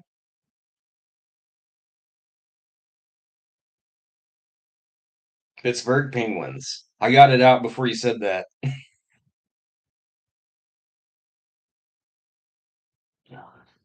Let's see. I guess Maine doesn't have a team, huh? You don't have like a hometown team? That's kind of how I was growing up too for all sports. Like the Kentucky has like no professional sports teams. And when I was growing up, there was no team in Nashville either. The Titans came from Houston. Um, I don't know exactly when. It's probably sometime in the 90s or early 2000s that the Titans moved from they were the Houston Oilers and moved to Nashville.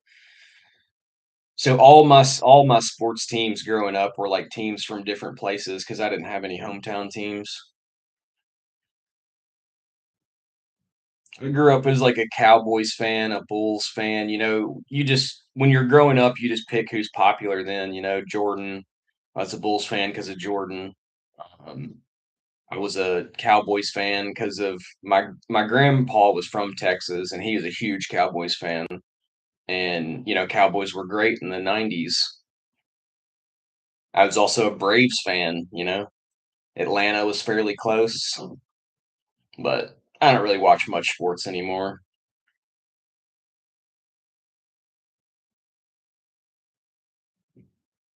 Maine has some teams, but never at the NHL level. Gotcha. That's crazy. You would think Maine would have an NHL team. Like it makes more sense for Maine to have one than like Miami. Like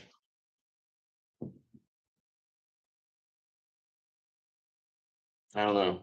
Is there just not like a big enough town to like support a team in Maine or something? I guess that's probably the reason.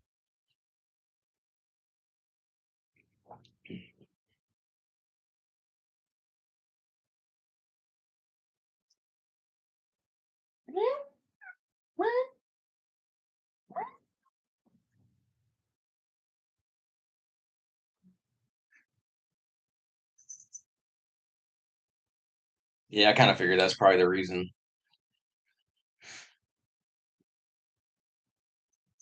You imagine him dropping like $150 million stadium in like Bar Harbor.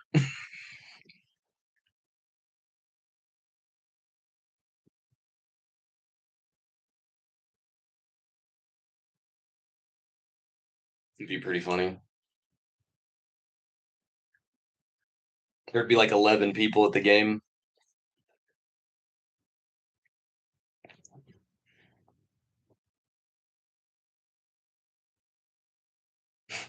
Baja Arena. They should spell it just like that as well.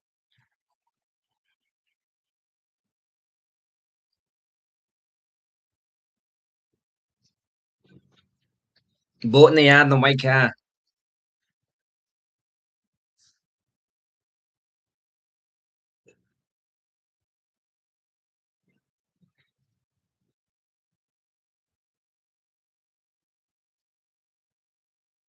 Good live. I'm gonna go out and act like I know what I'm doing with these panels. I'll be listening to you on the chair.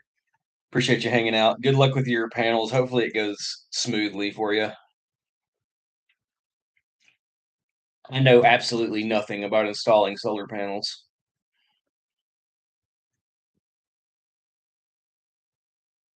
Surely it's not too difficult though.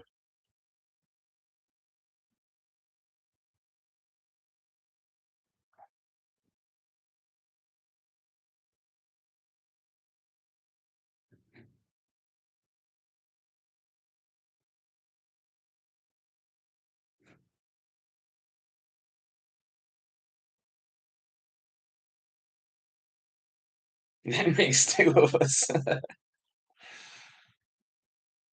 Oh man, that's great. I love that.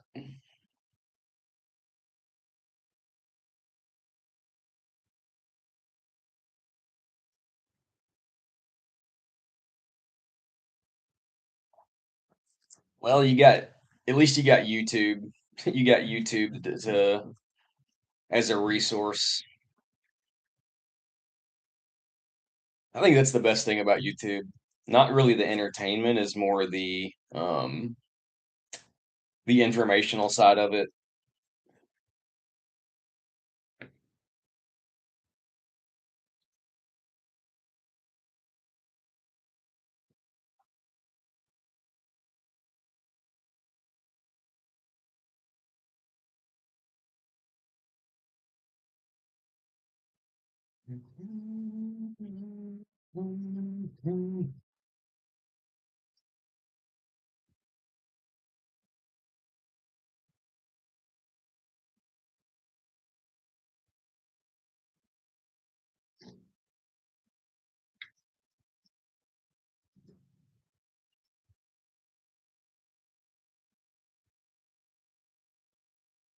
The company that my software thought I had a short on is down 9% today.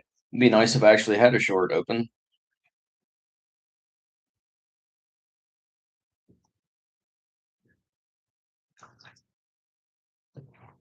Let's see here. Core Weave's up pretty nice today.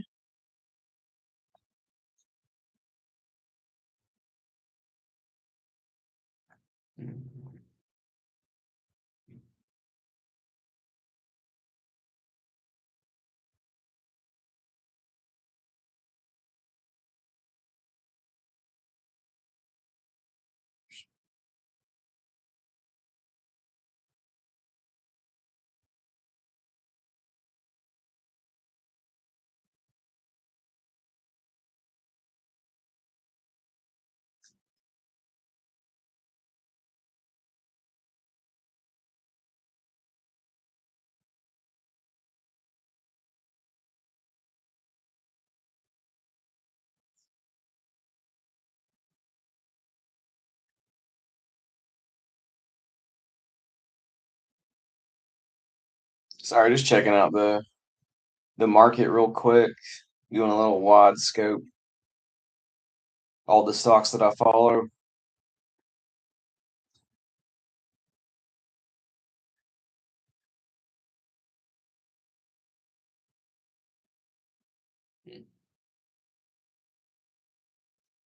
Um, Looking pretty volatile.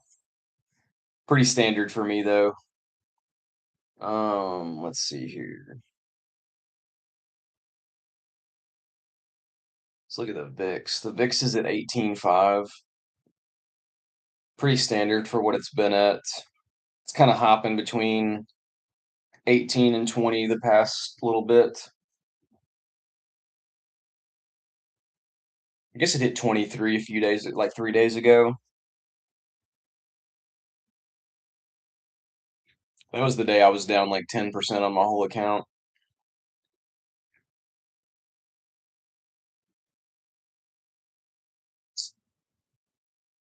Looking pretty normal, honestly. Nothing really to write home about.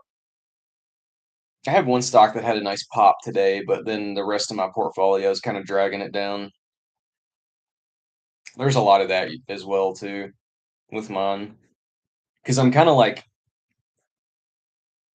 I'm diversified a bit in the sense that sometimes, most of the time, when some of them go up, the others go down, so it kind of evens out.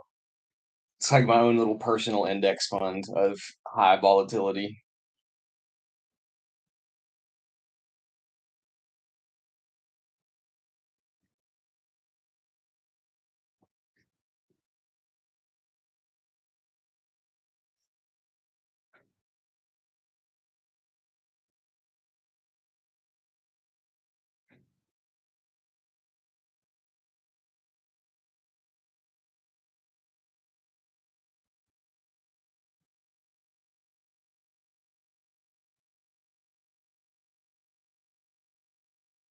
Oh, I hit 400,000 views today, total views.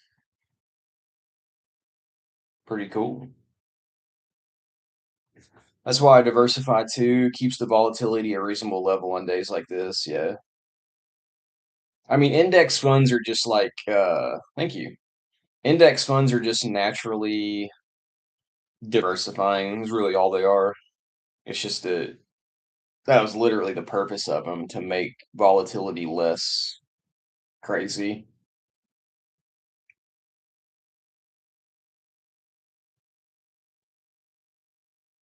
Yeah, the channel's been slowing down a lot, but I definitely expected that. Um, there was a month of time there where it was kind of going a little wild, and I was kind of a little bit overwhelmed. So I feel like I'm in a good place. I'm just going to take it day by day and just enjoy it. I think that's important, to just enjoy what you do. Makes life so much easier.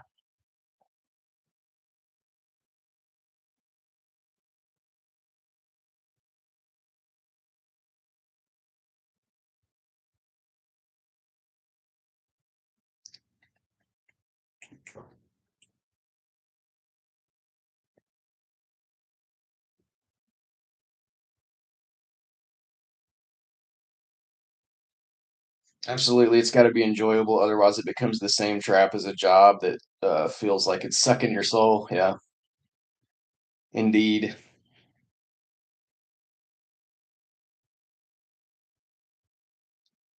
I heard a quote from somebody that said, it was a lady. I don't know who the lady was, but she said something like, um, "Don't love your job, job your love." It's good advice, but at the same time, if you overdo it, you can turn your love into something you hate. So,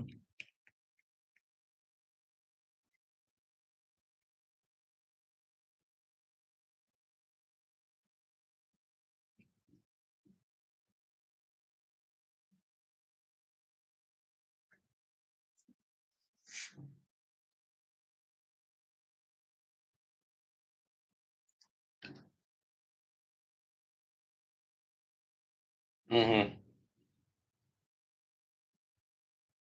I've come to realize that that's just life. Life is all about balancing things.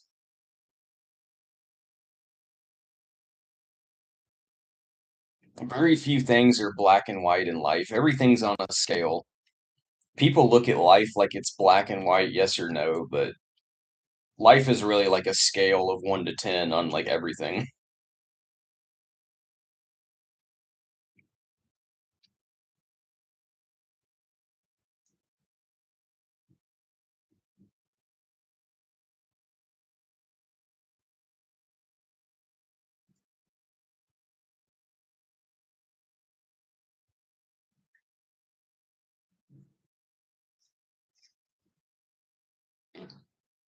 Mhm.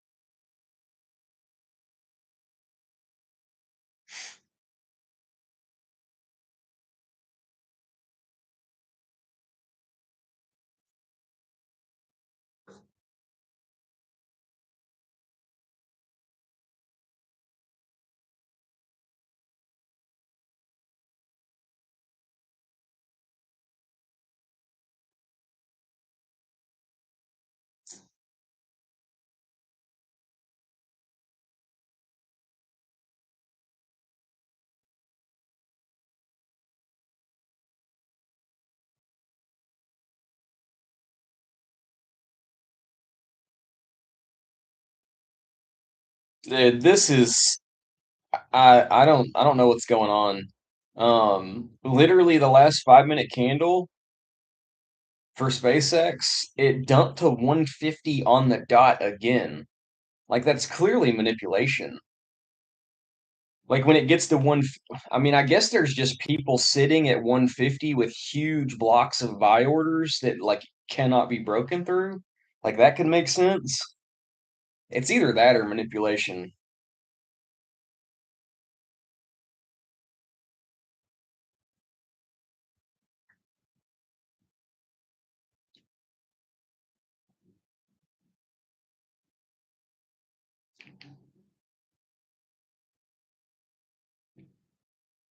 I need to be watching the actual like transactions when it goes down to see what kind of blocks are sitting on 150.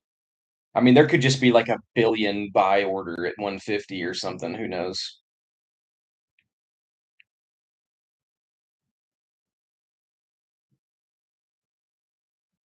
Like that's where all the index funds want to buy at or something. I'd love to see how fast it goes too. Let's check the 1 minute chart.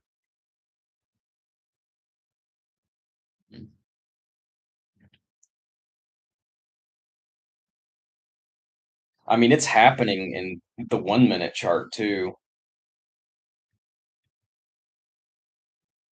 Well, it's supposed to IPO at 135, I think. But then they definitely had a period of time where it said it was going to be adjusted to like 171. Let's see what it opened at. The first candle. It did open at 150 on the nose. Is that probably why? Like that's what it opened at, so that's just where people have huge buy orders blocks at because that's where like the evaluation was.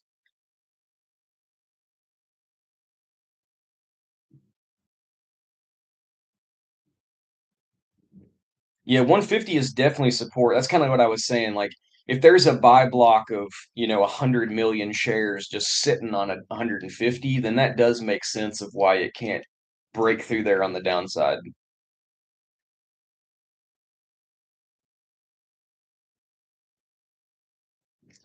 That's also why I want to like actually watch it because you can't see what's on the chart.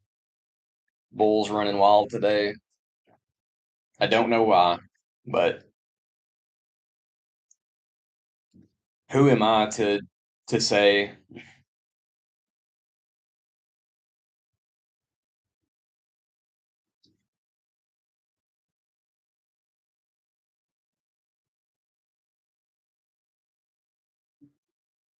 Yeah, I'm just gonna leave it up for a bit so I can see if I can catch a 150 dip.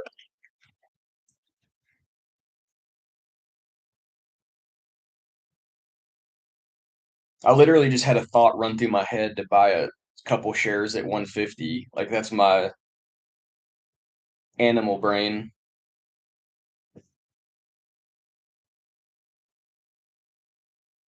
pure emotion talking.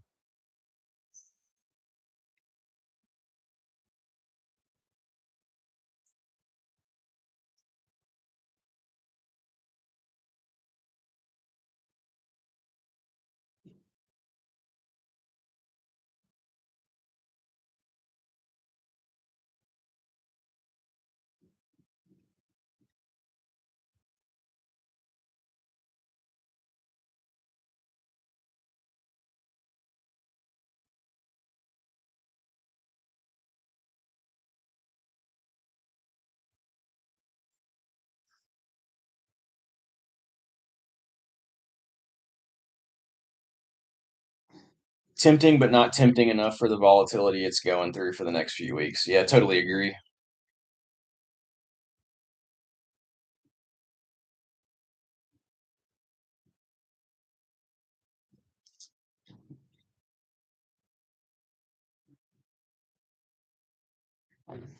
Wonder what the other space defense stuff's doing today.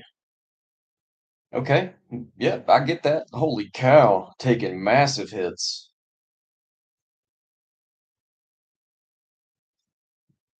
And SPCE is down almost 30%, dude. What?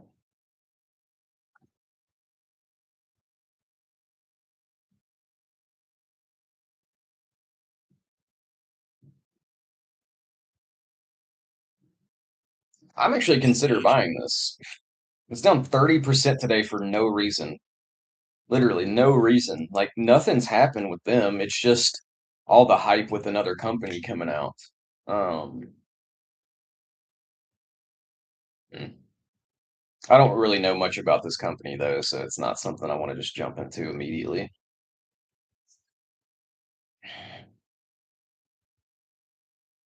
ASTS is down 13%.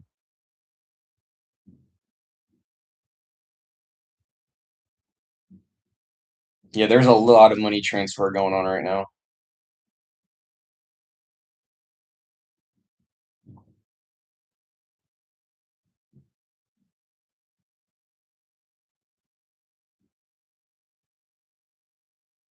Like this is even affecting like drone companies are down today, but that drone companies had a big day yesterday, so this could just be a natural pullback for them. It may not have anything to do. It's just maybe just like the natural market shift.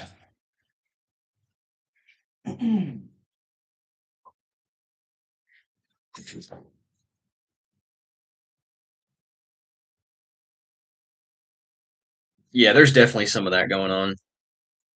Reallocating, if people aren't sitting on cash, you're gonna have to sell if you want to get in SpaceX. So, mm,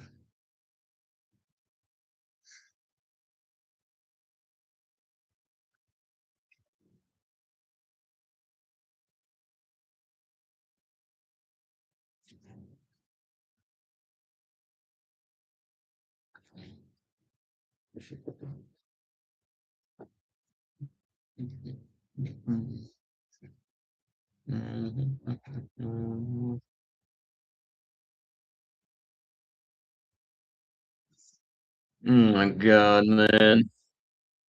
Rocket Lab makes me so sad. I used to day trade Rocket Lab when it was like 15 bucks and it's now over 100. But that's the type of thinking that gets you emotional in trading. Like I made a bunch of money off Rocket Lab trading, so I should just be happy with that. But it would sure be nice to have a chunk share position at $15 on Rocket Lab and it be up 5, 6x right now. What? I know you got food. What are you barking at?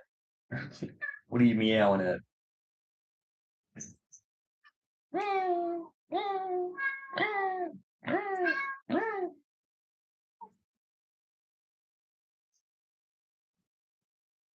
No, no, Rocket Lab's been out for forever. It's another like space type company. Um, I can read you their synopsis.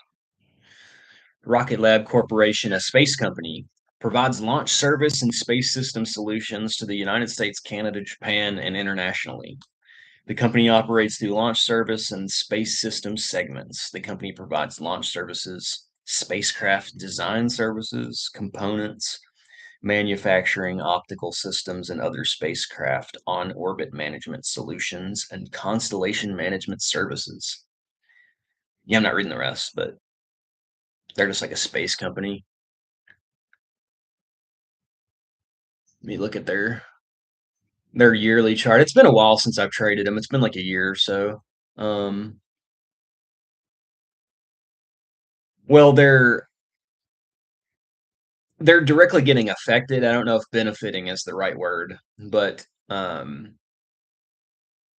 it's just another SpaceX is just another company in the space. So like you said, people, if you want to be well diversified in the space business, then you're probably selling off a little bit of your Rocket Lab position, a little bit of your ASTS position, and you're putting that money in SpaceX now. So that's why they're all taking a hit today.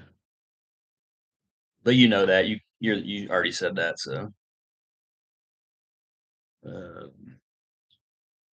let's see, what's I doing? Let's look at the daily.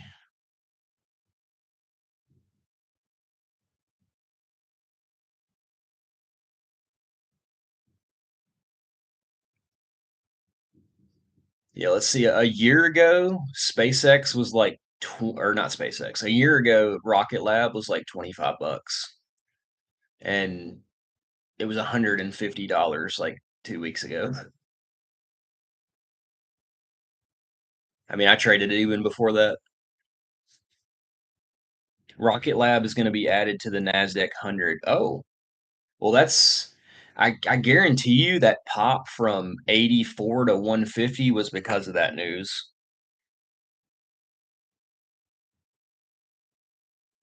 Let me see, what was today? Or what was that day? May 8th. May 8th is when it had its huge pop. Let's see what the news was on the 8th. Okay, I can't even go back that far. I'm just gonna assume that's what it was. It won't let me go back that far.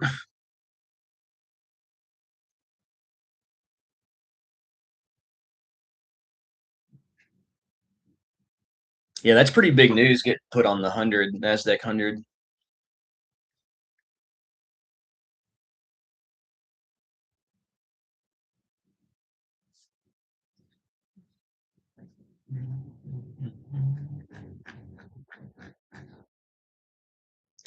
It's definitely out of my price range now. I can't make any money trading $100 stocks. I just don't have the capital to make money doing that. I could buy like 20 shares. It it just doesn't make sense. The stock would have to triple again for me to even make any meaningful money, and it's not going to do that.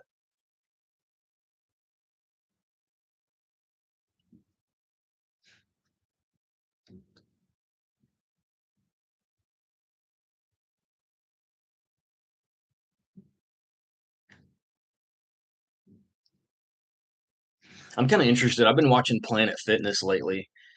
About a year ago, Planet Fitness was $100 a share, and now it's 50. And I don't know why, because I go to Planet Fitness all the time, and they're always packed. Um,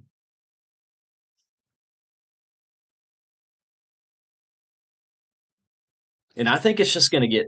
I think Planet Fitness is just going to get better because as more people get priced out of living, they're going to have to shower in gyms. I don't know. Maybe I'm just kind of too far into that world.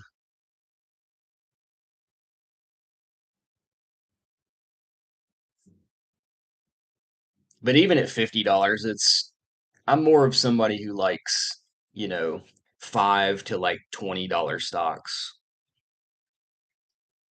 I think that's exactly where the trend is going with Planet Fitness. Like that's what I believe, but I don't really know if I have a ton of conviction in my beliefs.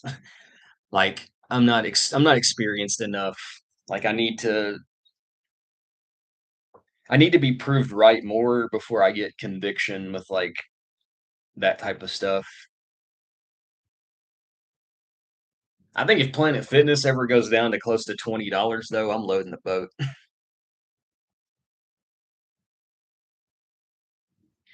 Like there's definitely like even like what I said is true, but there's also like a health trend as well. Like the younger generations, my generation was all about going out and getting drunk and, you know, staying inside, and computers were new, and like the newer generations I feel like are more into like health trends and being healthy and stuff like that. So I think it can only get better. for gyms. Same, I'm learning right now how to research companies.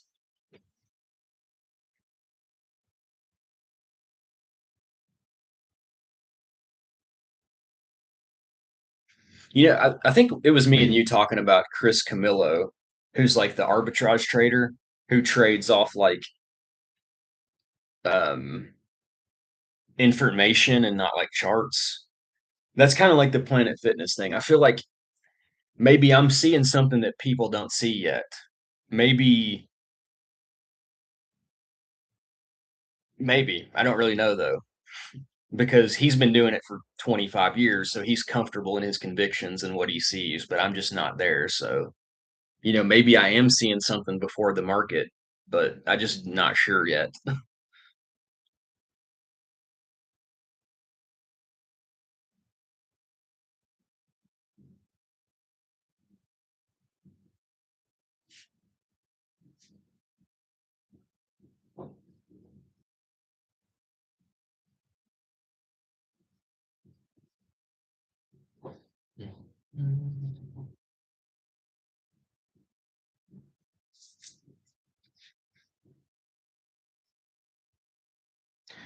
Looking at PL/PE ratios and stuff like that could give you, yeah, I mean, if I was, like I said, it's still at $50 is still a little bit pricey for me per share. Like if it ever got down to closer to 20 where I'm more comfortable at buying, I would definitely start looking into like the actual numbers.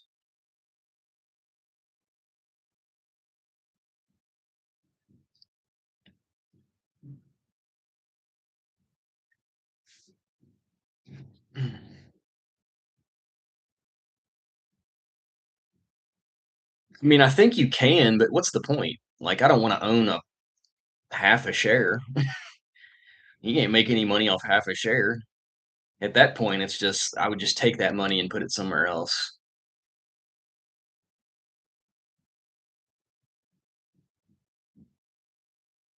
I mean, maybe like you're talking about like DCAN, just like very small, but I don't know if I think that's worth it. I haven't really given a ton of mind power to it yet either.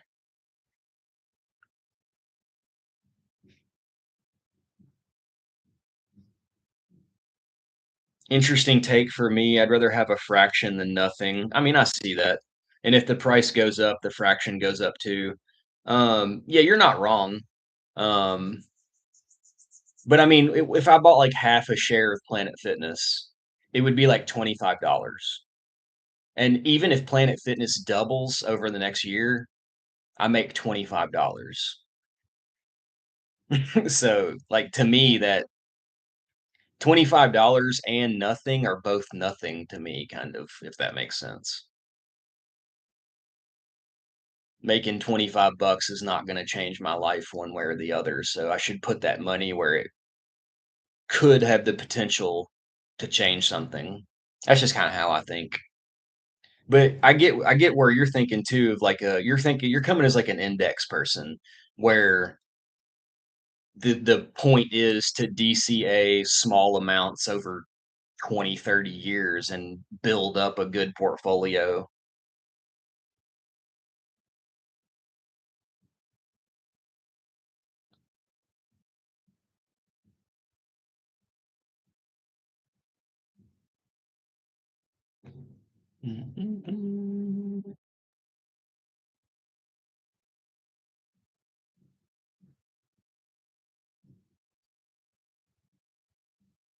Had another 150 dip that I missed. Yeah, exactly. I do large chunks every now and then, but I'd rather be in the game and have the small momentum going. Glad I did it for before March when the market cruised upwards. Yeah, like I totally get that too. We just kind of invest a little differently. You're more index funds, which you should be DCA and fractions, you know, over time. I'm more of like find a stock I like, watch it until it hits the bottom or what I think is the bottom, and then I usually buy like half the position that I want, and then I'll give it like, and then I'll DCA like my other half. So I give myself a little leeway if I don't catch the bottom that I can still buy more as it's going down, and then I just once I get to my full position size, then I just kind of hold it and forget about it and just glance at the market a couple times a day. And if we get good news and a pop, I'll usually trim some to bring my costs down. And then hold if I like the company, I'll hold the rest for try to hold the rest for a year so I can lock up long-term gains. So how much capital do you usually put aside for entries, like enough to buy at least 1 to 2 shares? I don't ever buy anything at 1 to 2 shares. Like I said, 1 to 2 shares, it's impossible to make money off of how I trade, really. Well, not impossible to make money, but it's impossible to make meaningful money. Um, Usually I don't buy a company unless I can buy a couple hundred shares total. So that's why like SpaceX is out of the question for me because I can't afford to buy 100 shares of SpaceX. Um, yeah.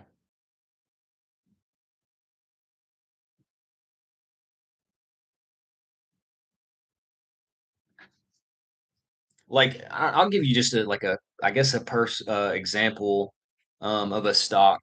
Damn it, it just did it again. I keep missing it. Um,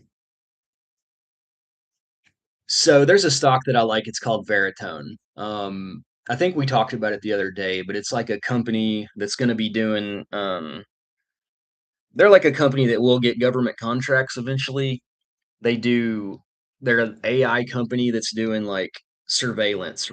So they take like all the feeds from the cameras in New York and they run an AI through it. You know, if they're searching for like a child abduction, they can instead of having a bunch of people sort through billions of hours of street cam footage, you just run that through an AI software and it does it in one thousandth of the time. Um, so I think they have potential in the future to be a good company, but right now they don't make money. They're burning cash. They don't. Who knows? So and they're also getting sued right now because of something I don't know. But I think the lawsuit's kind of whatever. So I'm like, I'm gonna put a small position in this company because it's taking a hit right now. So like, I bought in like 100, I think 100 shares or 200 shares, and then it's been coming down over the past week or two because of the lawsuit news. And every day that it dips, 5, 10%, I just buy, 25, 30 shares. And then the next day, if it dips again, I'll buy like 25 more. And right now, I'm in a position of 300 shares right now. Not a huge position. It's like it's at $2 a share, 300 shares. So it's like a $600 position. Um, but on days it dips below two, I'm going to add 10 shares here, 20 shares here. And then eventually I'll get to a point where I'm like, I don't want any more of this. And then I'll stop buying it. That's kind of how I do it. And then I'll just hold it until the lawsuit goes away or they get a contract or something like that and it's going to pop 50%, 40%, and then I'll trim off 50 shares, bring my cost down to 180, and then eventually I'll have a decent sized position at like a very low cost, and that's what I hold for a year. That's kind of how I work.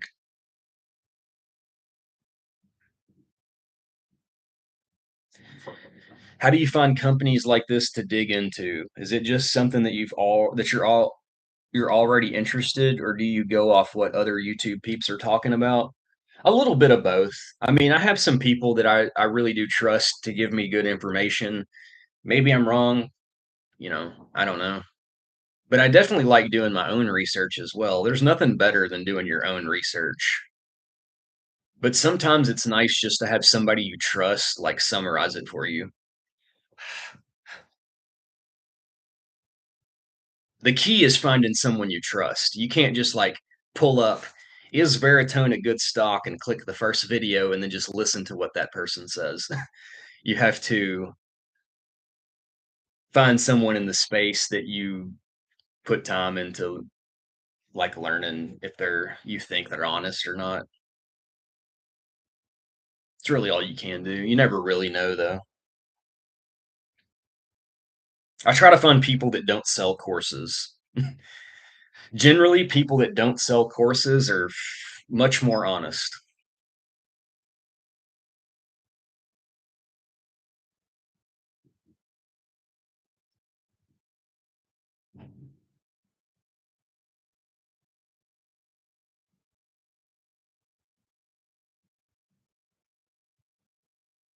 That's my approach. I like researching and will take hints and nudges from others, but like to come through it myself. Yeah, I'm the same. I mean, I'm not going to say I sit here and do like hundreds of hours of research like Chris Camillo or anything, but you know, I try to do some research where I'm putting my money. The more money I'm putting, the more research I do.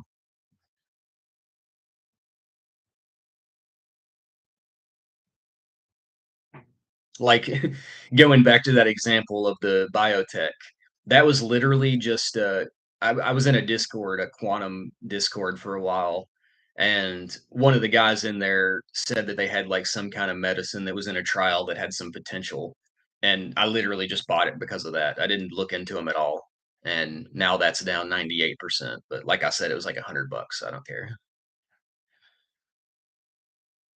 Putting $100 means I do no research. If I want to invest thousands, I'll do more.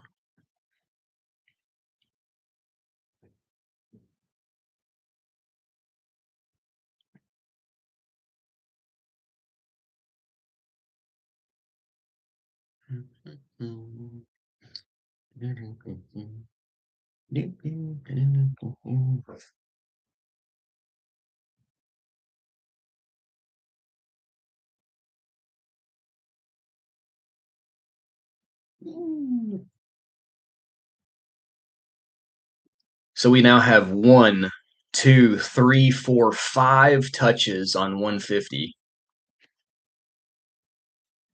I do like Fidelity for researching. Is Schwab decent for that? Schwab. I mean Schwab, like that analysis little thing I read to you, they have that for like every ticker where there's like a paragraph of like what they do. It's not in depth by any means, but it's kind of like a synopsis of what they do. Um, I don't really do research through Schwab. I mean, it's more of just either Claude or just Google, I guess. You know, most of these companies have websites that lay out what they are. Obviously, that's biased information, just reading directly from the website, but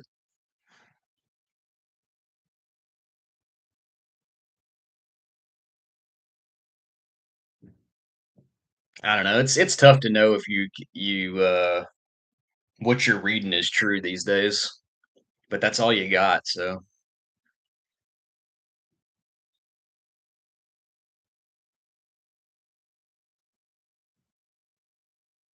actually, wait, there's 6 touches on 150.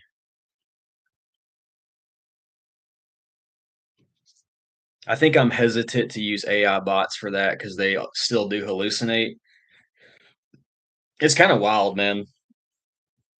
I used ChatGPT for a long time and I just got rid of it because it was completely useless. It was constantly hallucinating for me, and I don't know. I just got rid of it. I like Claude a little better. Plus, I'm messing around with like the Claude code and like learning how to. I want to try to like because you can create your own like B-roll filler content. Like say if I'm doing a video where I'm just like, hey, today I'm traveling from um the Bay Area to back to Bend or whatever. Say when I leave here, like I could create like have AI create like a graphic of like a Prius, like, you know, and like an arrow, like driving from California, have like a map, an atlas with a Prius on it. You can make like cool little snippet videos that are just informational. But I just started looking into it. I don't know. I'm hesitant to use any kind of AI in my videos though, even though it's just like a simple graphic. I don't know. AI is a very polarizing thing right now. I think I think it has positives and negatives. Like with anything, like I said, everything's a scale. It's not black and white. Like I don't think it's bad or good. It's just how you use it.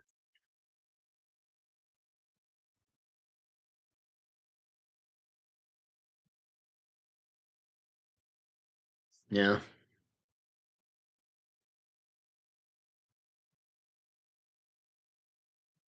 I totally get the fear of like it just completely taking over though. I think that's even more reason to put yourself out there as a human though, because people are going to get more tired of not knowing what's real, and they will connect with real.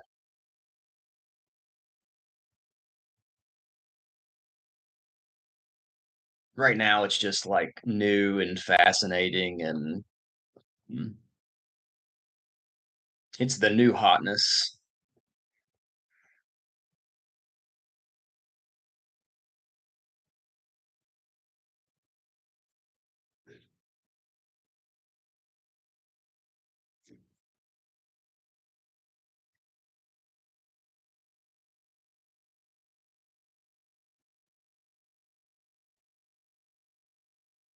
I find a lot of use for it at work, but I don't want it infiltrating my personal life. I think a lot of people feel that way.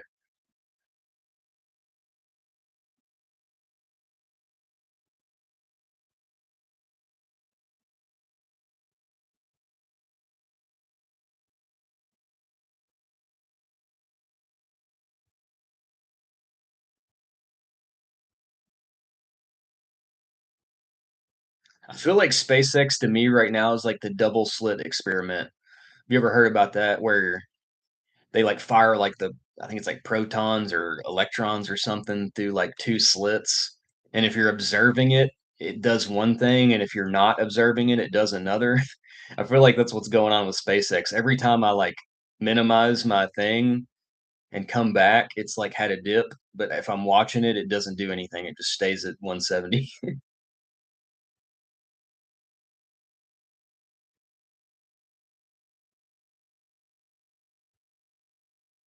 Maybe I should short it and then minimize it. Then I can make some money. I can make 50 bucks today.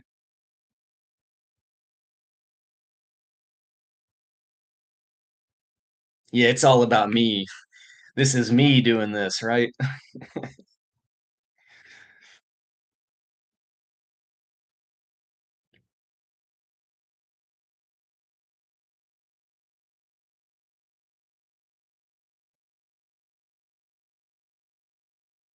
I mean, realistically, like think about anybody right now that has just set a buy order at 151 um is rich today because it's dipped to 156 times now and immediately within 1 minute spiked back up to 170. Like six times today, you could have made $20 a share on SpaceX just by setting a buy order at 151 and a sell order at 171.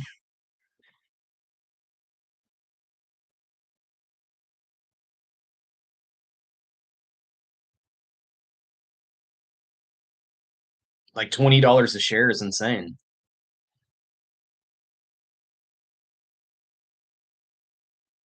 And you could have done it six times with the span of 3 hours.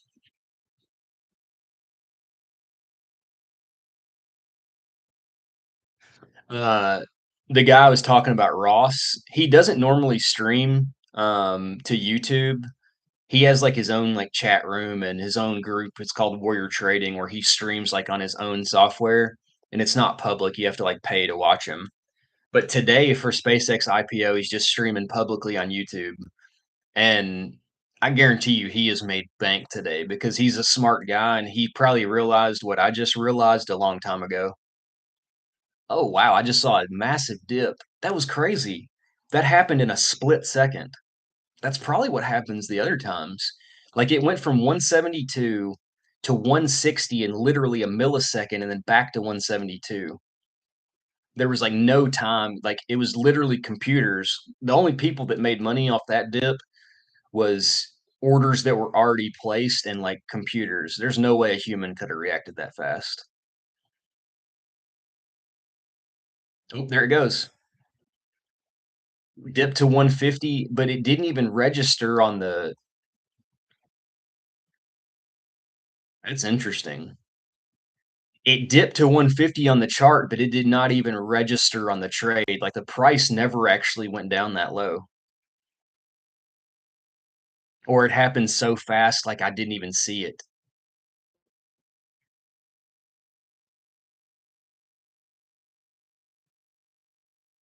The only people making money today are the ones who've been day trading. Yeah, the people losing money are the ones that are day trading for the first time this week because of the new pattern day trader rule.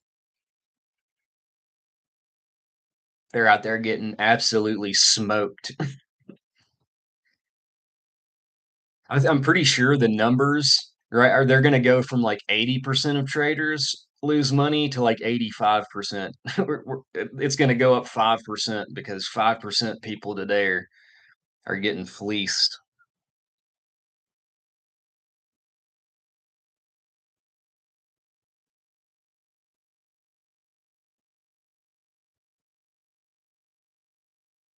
It's going to be a handful of people that probably never trade again after today.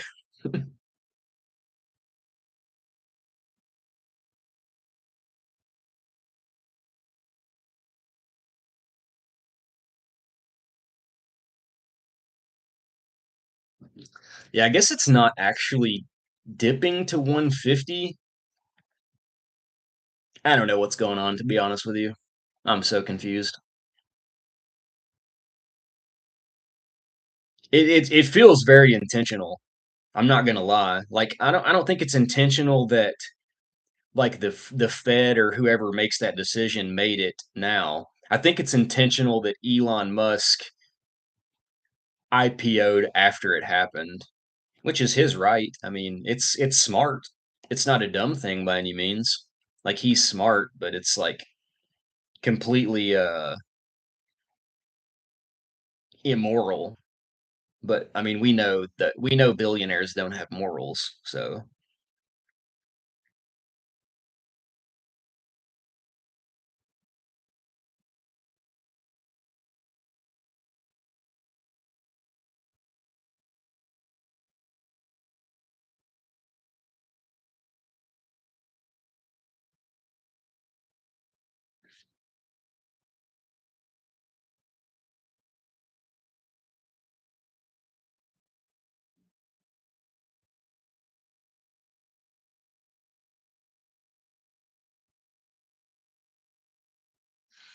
I'm thinking about at some point taking a little chunk of money and trying out my luck with, because I mean I've done my fair share of day trading, but I was for the majority of time I was under PDT, so it was like I could take a few trades a day or whatever however many trades. You can only trade your account once in a day if you're under PDT.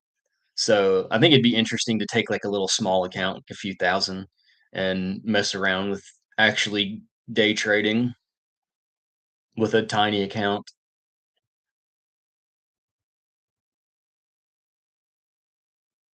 So hard to do on the road though.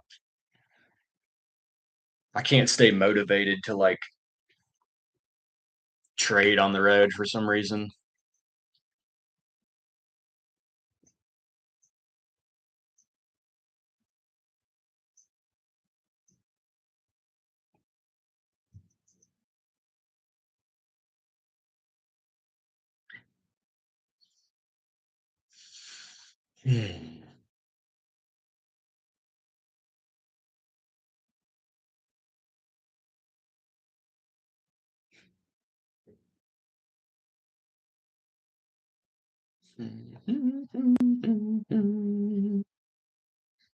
Number seven, touch.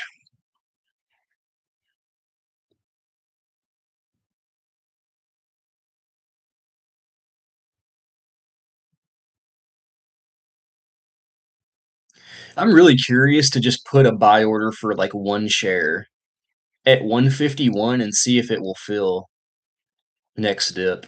I'm gonna do it. I don't care. I'm gonna see if it does. Um, I'm just gonna sell the share today. I'm not gonna keep it or anything. I just want to see if it will actually fill at that price or it's just like fake news. Why the hell is this thing split into cents? It's $170. This is not a penny stock. What is going on?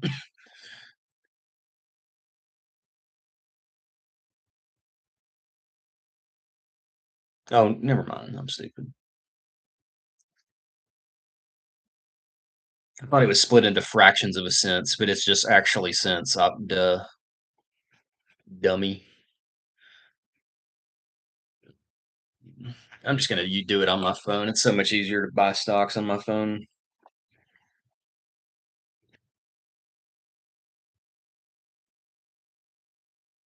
We'll see if I can make 20 bucks today. I'm gonna buy one share at 151 and sell it at 171 and see if it actually fills when it dips.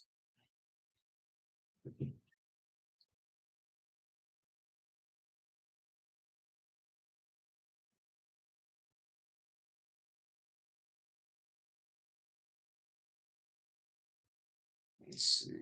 Buy one share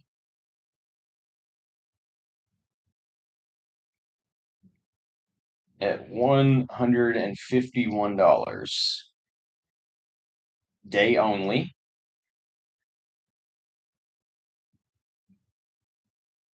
All right.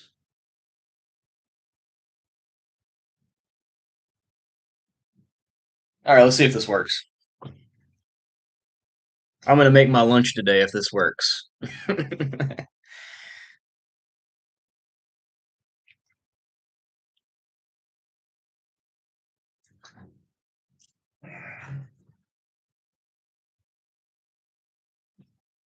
Realistically, I'm probably just gonna be paying a few bucks to do this, but whatever. It's a thought experiment.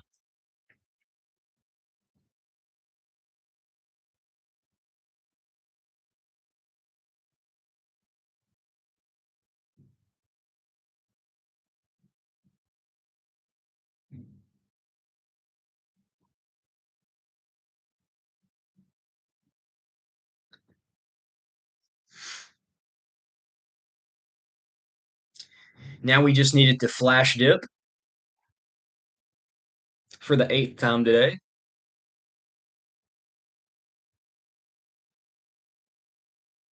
Oh, there it goes. Did not fill. What's the low? The low on this dip is 151.16, and I have my buy order at 151 flat, so it was 16 cents away. So that didn't really tell me anything. Um, I'm just gonna leave it there though. I'm not gonna move it.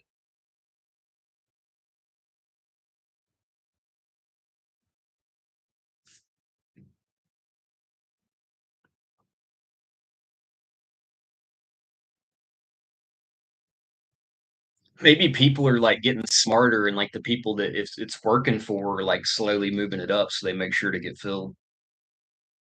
I'm not gonna move mine though.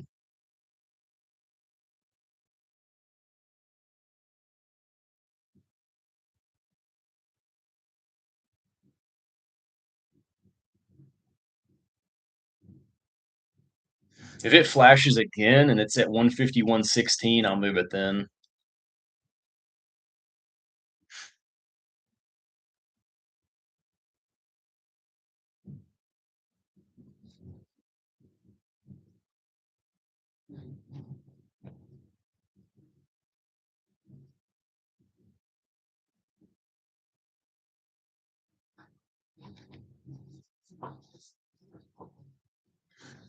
Do it.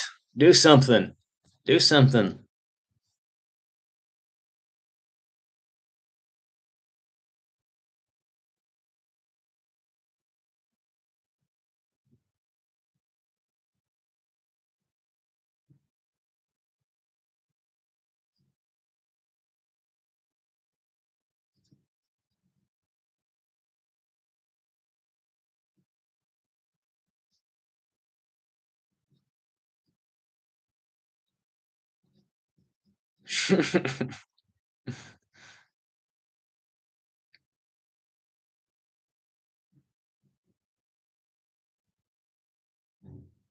I've been doing a lot of um, watching stuff about collective consciousness. It's kind of a cool idea.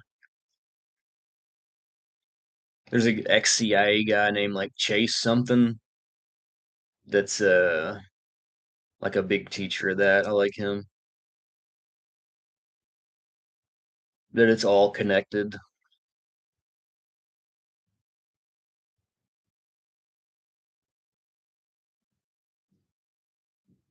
Like he believes, or I don't know if he believes, but like he's talked about how yeah, how consciousness is what was I gonna say? Um how like consciousness is like an external thing and our brains are just like a filter for it, where like everything is like conscious and like we like breathe it in and filter it out and like it's like a radio wave that's like always in the air kind of thing. It's like interesting to think about, honestly. It's like all around you instead of coming from you, and your brain is just a way to like filter it out into how you can understand it.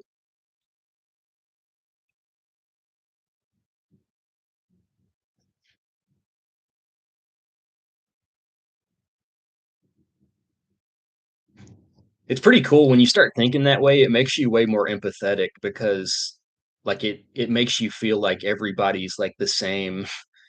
Like if I'm yelling at you, I'm yelling at me. I don't know. Who knows, but you know, just a thought.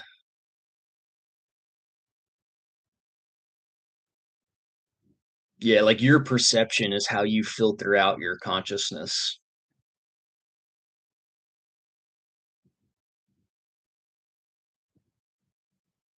He's big into like DMT and um like hallucin I don't know, like I don't know, like taking hallucination like ayahuasca and he thinks it's not even like hallucination is not what we think it is. It's like taking the filter off your brain and being able to see like what real is. Like he thinks DMT is like the real world. I don't know. I don't really believe in all that, but I don't know. I've never done it, so something I would honestly like to try.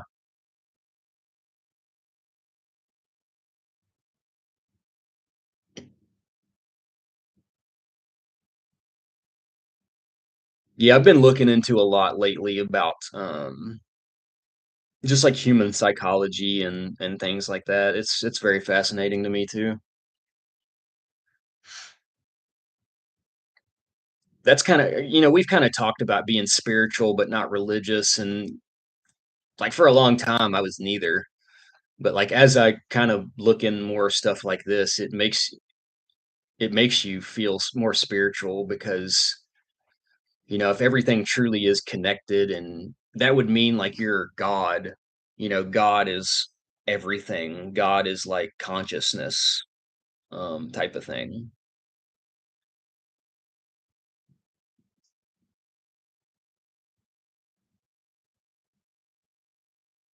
He said something that was very interesting. He was talking about,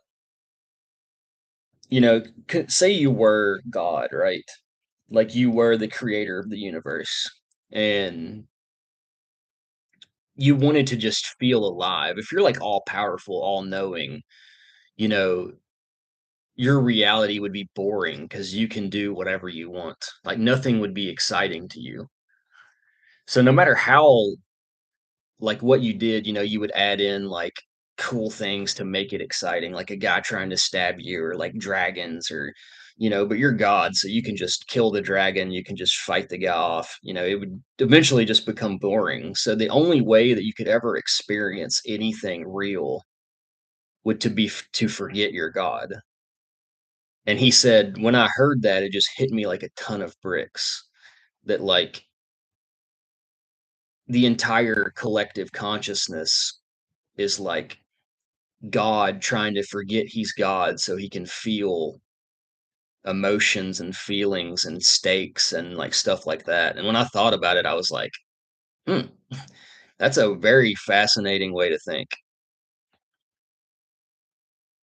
There's an idea out there that we are all fractals of the God consciousness. That's exactly what I'm talking about. Like we are all God, just in a filtered sense of um, trying to experience life without knowing we are. And this is kind of just what happened. That's why God is no longer around because we are God.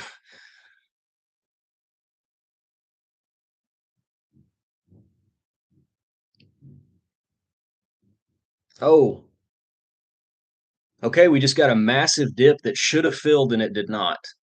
Um, yep, we hit 150 low. I have my shares, my buy order still open at 151 and it did not fill. So seems like this isn't possible and it makes sense of why it's not.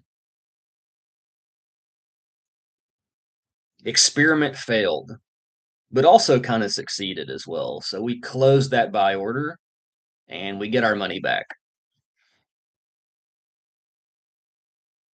No, it didn't fill. Um, honestly, it makes sense because it's not actually going down there. I don't know what's going on. I think it's just like a glitch in the visuals of the charts or something. I don't think the price is actually going to 150. It's just showing it is on the chart for some reason.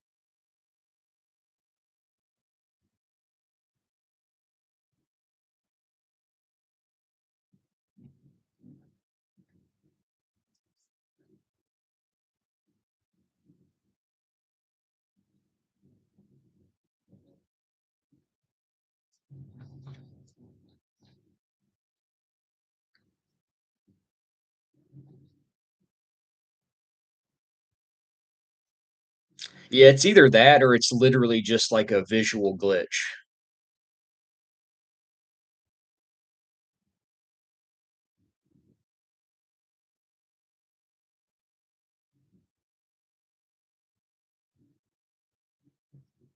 Because I mean, the stock's like sitting at like 169 right now, and when it flashes down, the price, because I can see the price on the screen, 169.75, 169.66. When it flashes down, it doesn't flash 150. It just the price stays at 169, and the bottom wick of the candle is there, but it's not actually there. I don't know.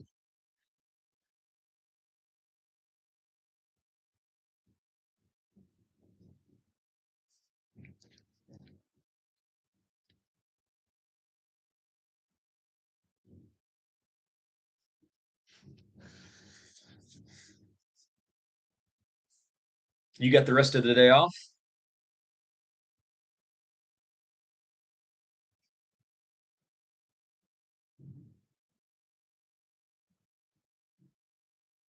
or are you just kind of working?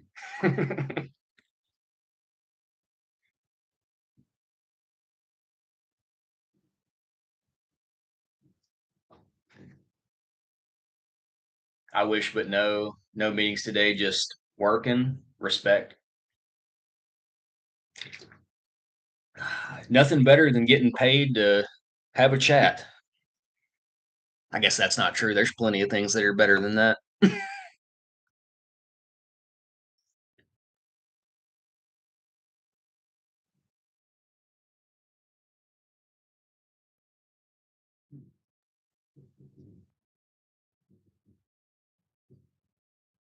Yeah, I need to do some laundry too. I need to wash my sister's sheets. I've been sleeping on her bed while they were gone, and they'll be back tonight, so I'm getting booted out of the room.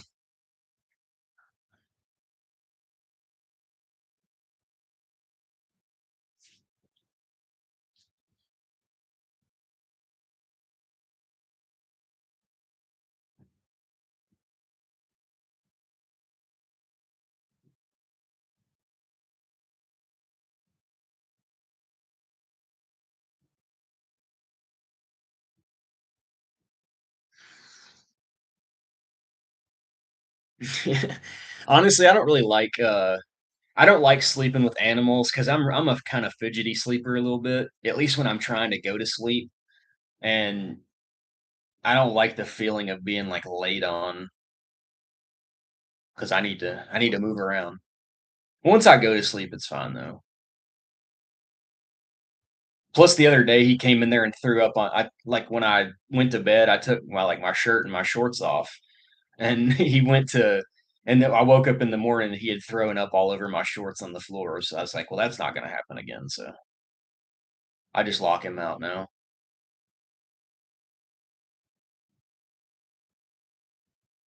Same. I also sleep really hot. Do I? I wouldn't say really hot, but it's definitely hard to fall asleep when you're hot. Yeah. It was just like the hairball food throw up, little butt head.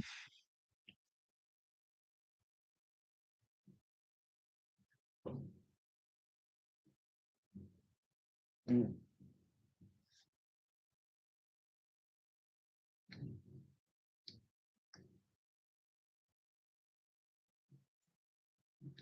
I tend to stay pretty warmer than most people. Like right now I have the AC set on 74.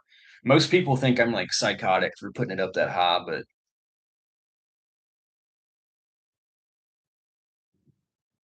to be honest, I lived with my grandmother for a long time to help her out, and she slept really hot, and I just kind of got used to it. Like in her house, she kept the AC on 75, and that was only because I didn't really want it any hotter than that. And she had a heater, like a space heater in her room, always running. Like even in the summer, she had it on like 85 degrees.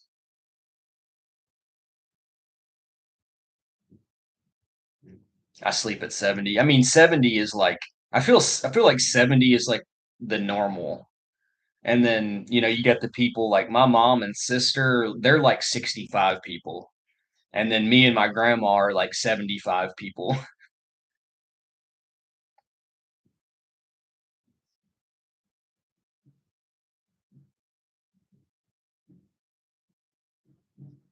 And it's interesting when we're all together because there's been times in my life where like me and my mom and my grandmother have like all lived together. When I lived in Anaheim, I mean, you have to have like 17 incomes to afford to live in Anaheim.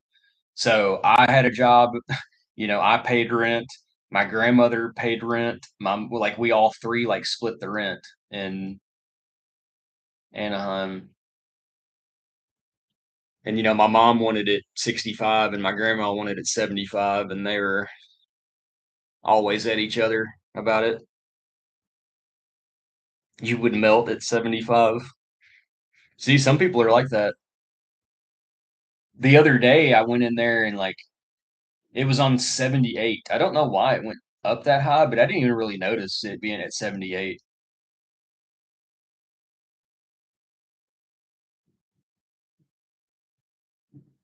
Yeah, that makes sense. Being from Maine, I get it. If you had to keep the heat on 75 in Maine, you would have to donate a kidney to afford it, I would imagine.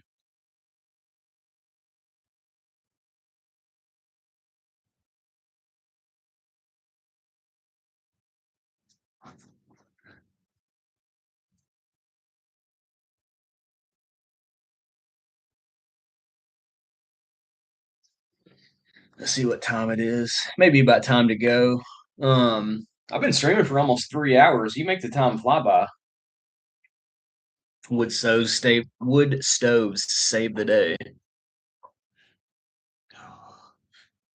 I kind of need to get some stuff done today before they get back. I think I'm gonna play a little TFT as well. I had fun playing that the other day. And once I leave the house, I'm not gonna be gaming anymore. It's too hard to game on the road.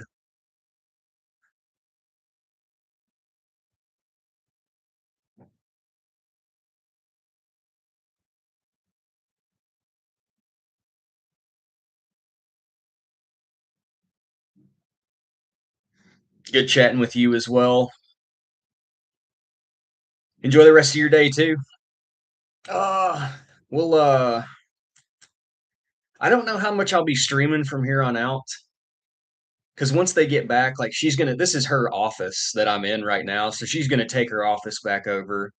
And um, I'm definitely probably gonna stay here for another week or so. I don't know exactly how long, but once I hit the road, I'll try to stream some, but it definitely won't be an everyday thing once I hit the road again. So it's been cool connecting with the peeps though.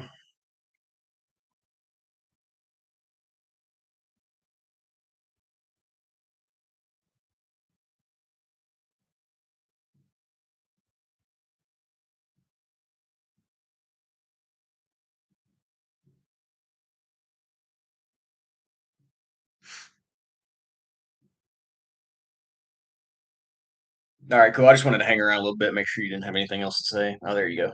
Well, it's been super cool connecting with you on here. I'll definitely be checking out any new vids and whatnot. Heck yeah, I appreciate you hanging around. Yeah, reach out if you ever need anything. I appreciate you. We'll see you next time, Bella.